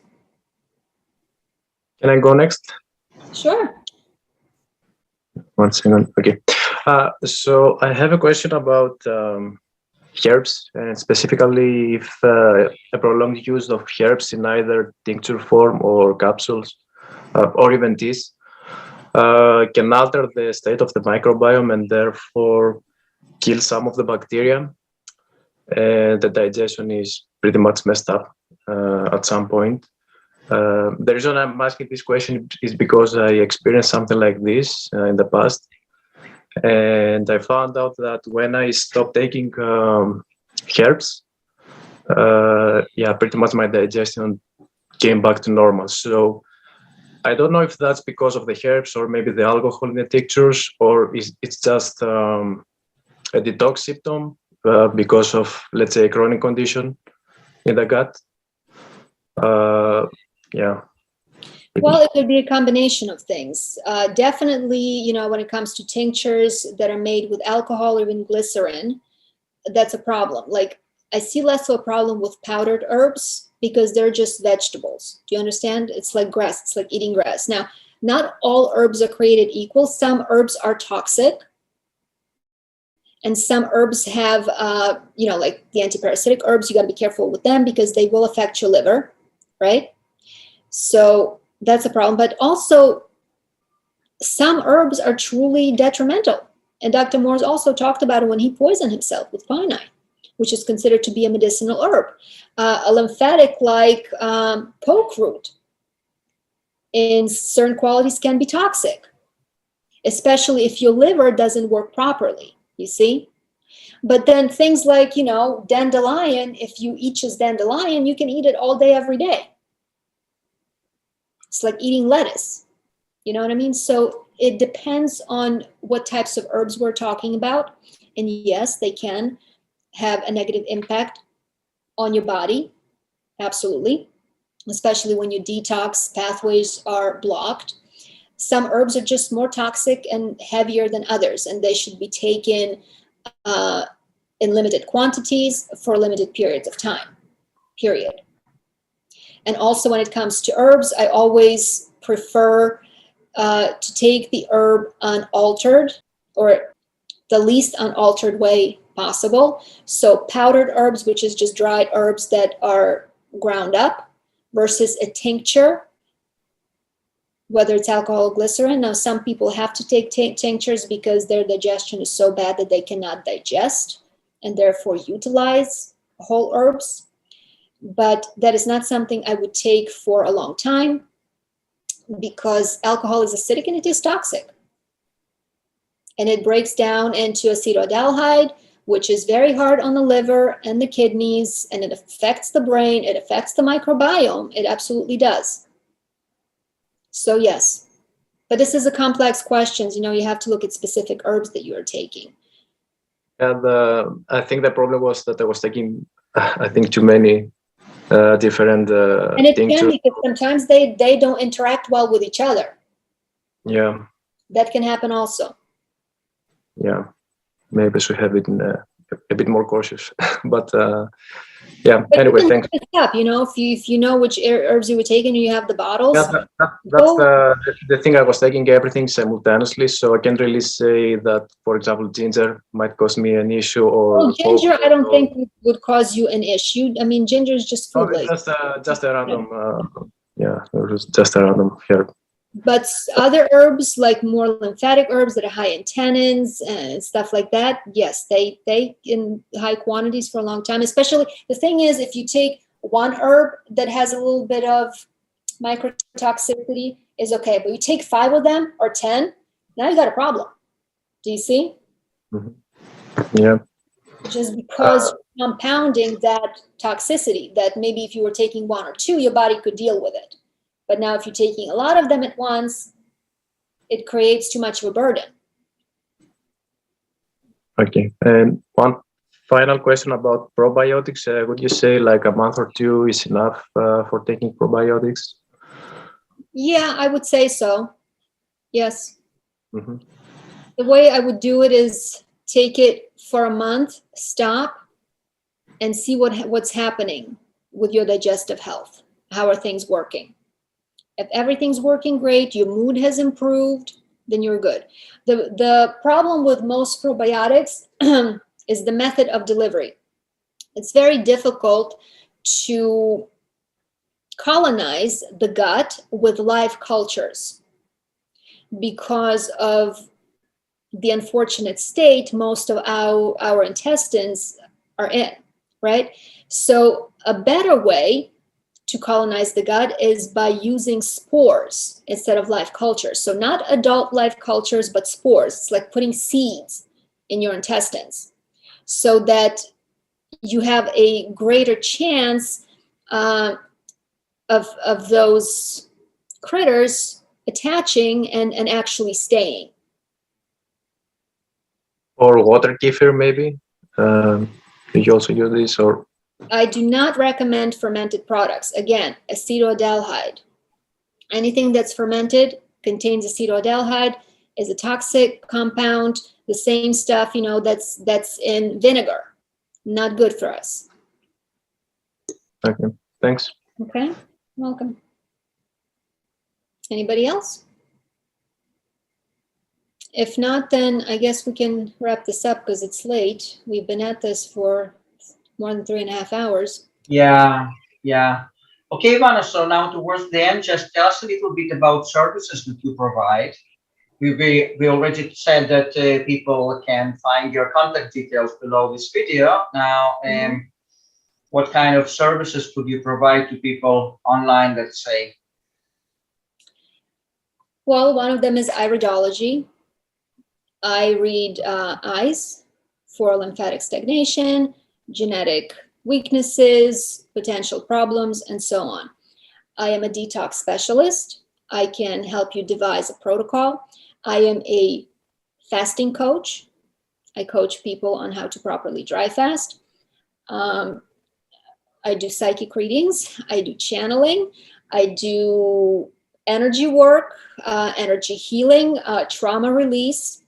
I have an excellent 5-session program called the Ascension Program, which contains video materials, training materials, plus one-on-one time where I help people deal with their addictions, with their traumas. And the work that I do is very effective and quick. It's not something you're going to have to go to therapy for 3 years and still have your problem.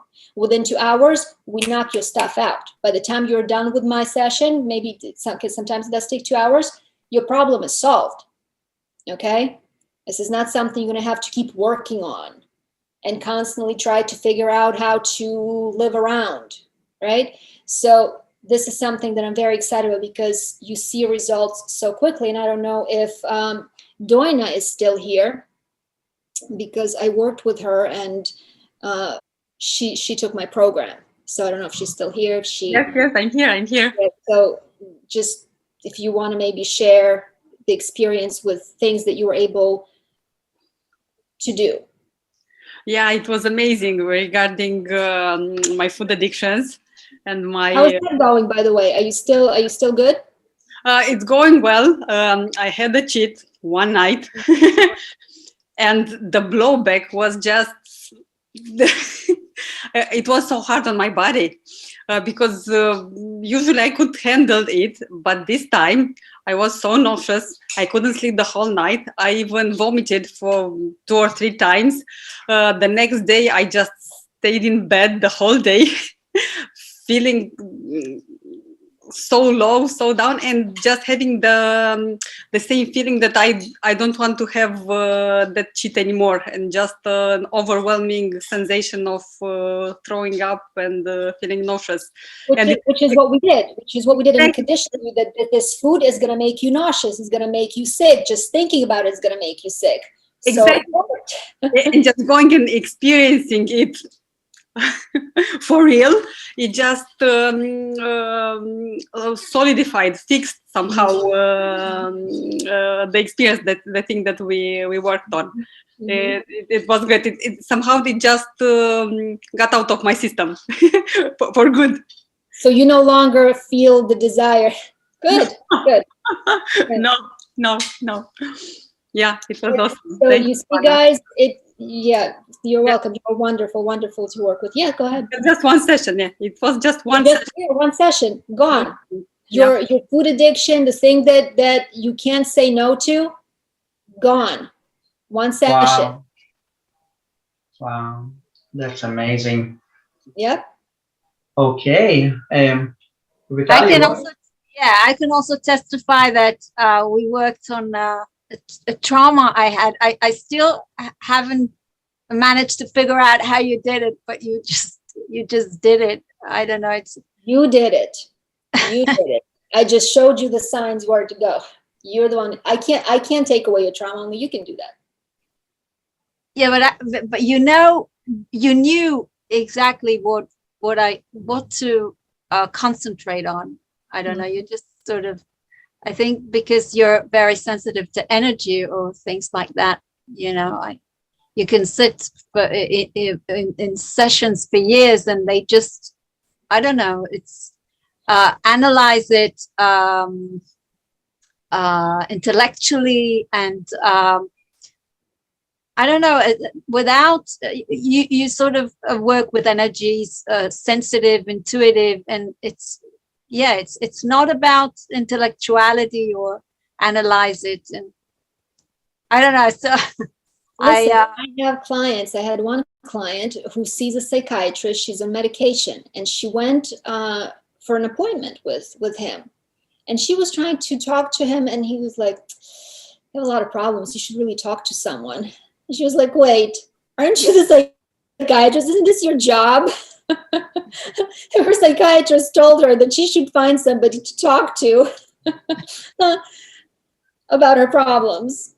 Okay, so this is the state of therapy people are dealing with. Another client went to therapy, and the therapist said, "You know what? You should really try NLP. Find somebody who does NLP." But the therapist will not learn NLP. Do you understand? The therapist knows about it, knows that it works, but will not acquire a skill that could actually help his patients. But tells them, "You know what? Yeah, we talked about this for years. Good. You know what your problem is. Now you got to go find another practitioner to help you with it." So you got to go, "What is the point of you? Why am I paying you all this money?" It's like the conventional. It's like the conventional system, like doctors and psychologists. They don't. I don't know. They don't have it. They don't really know how to take care of problems, and all this special way of life with detoxing, of going back to nature, being sensitive to energies. That works. I mean, Rivital, how can a doctor or a therapist help you when you look at these people when they're so messed up themselves? That's right. They can't help themselves. If you go to a doctor and he is obese and he's a smoker and he eats like crap, why do you think that this person can contribute anything valuable to your health? That's right. They don't know. I went to a liver specialist a few years back, and she said she suggested that I take a vaccine for what is it? I forgot the name of this disease that you have in the liver. Hepatitis? I think so, yeah. And she was obese, and she didn't know anything about liver flushes. And when you do the liver flushes, you see the results. I mean, liver specialists and the way they sort of so detached. This is why I don't go with the crowd that believes that there's a concerted effort to destroy us, because it's not that these people are living differently because they know the secret. Do you understand? It's just that they don't know. They don't know. Because they're stupid, they're uneducated. It's not that they're intentionally trying to hurt you. No. It's unintentionally, they just blocked, oblivious. That's right. It's not a conspiracy. We're going to hide this from them. We're going to give them the medication. No, they're doing the same thing for themselves. Just look at their lives. So it's not that there's this grand conspiracy that's super coordinated, that all of these people, healthcare, are trying to kill you. No, they're killing themselves. They're doing to you what they're doing to themselves. They actually believe that what they're doing is correct. They're detached, they're disconnected, they're not seeing it, they don't understand. I mean, just like everyone else. I mean, they don't. So you got to be your own doctor. That's right. That's right. Yeah. Thank you. Thank you. You're welcome.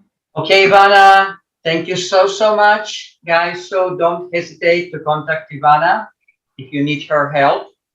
So I think we are gonna wrap it up for tonight, for today. Thank you so much, Ivana. It was thought-provoking, amazing, wonderful. Bye. I really enjoyed it. Thank you so much. And thank you guys for attending. Bye. Bye-bye. Bye, everyone. Bye-bye.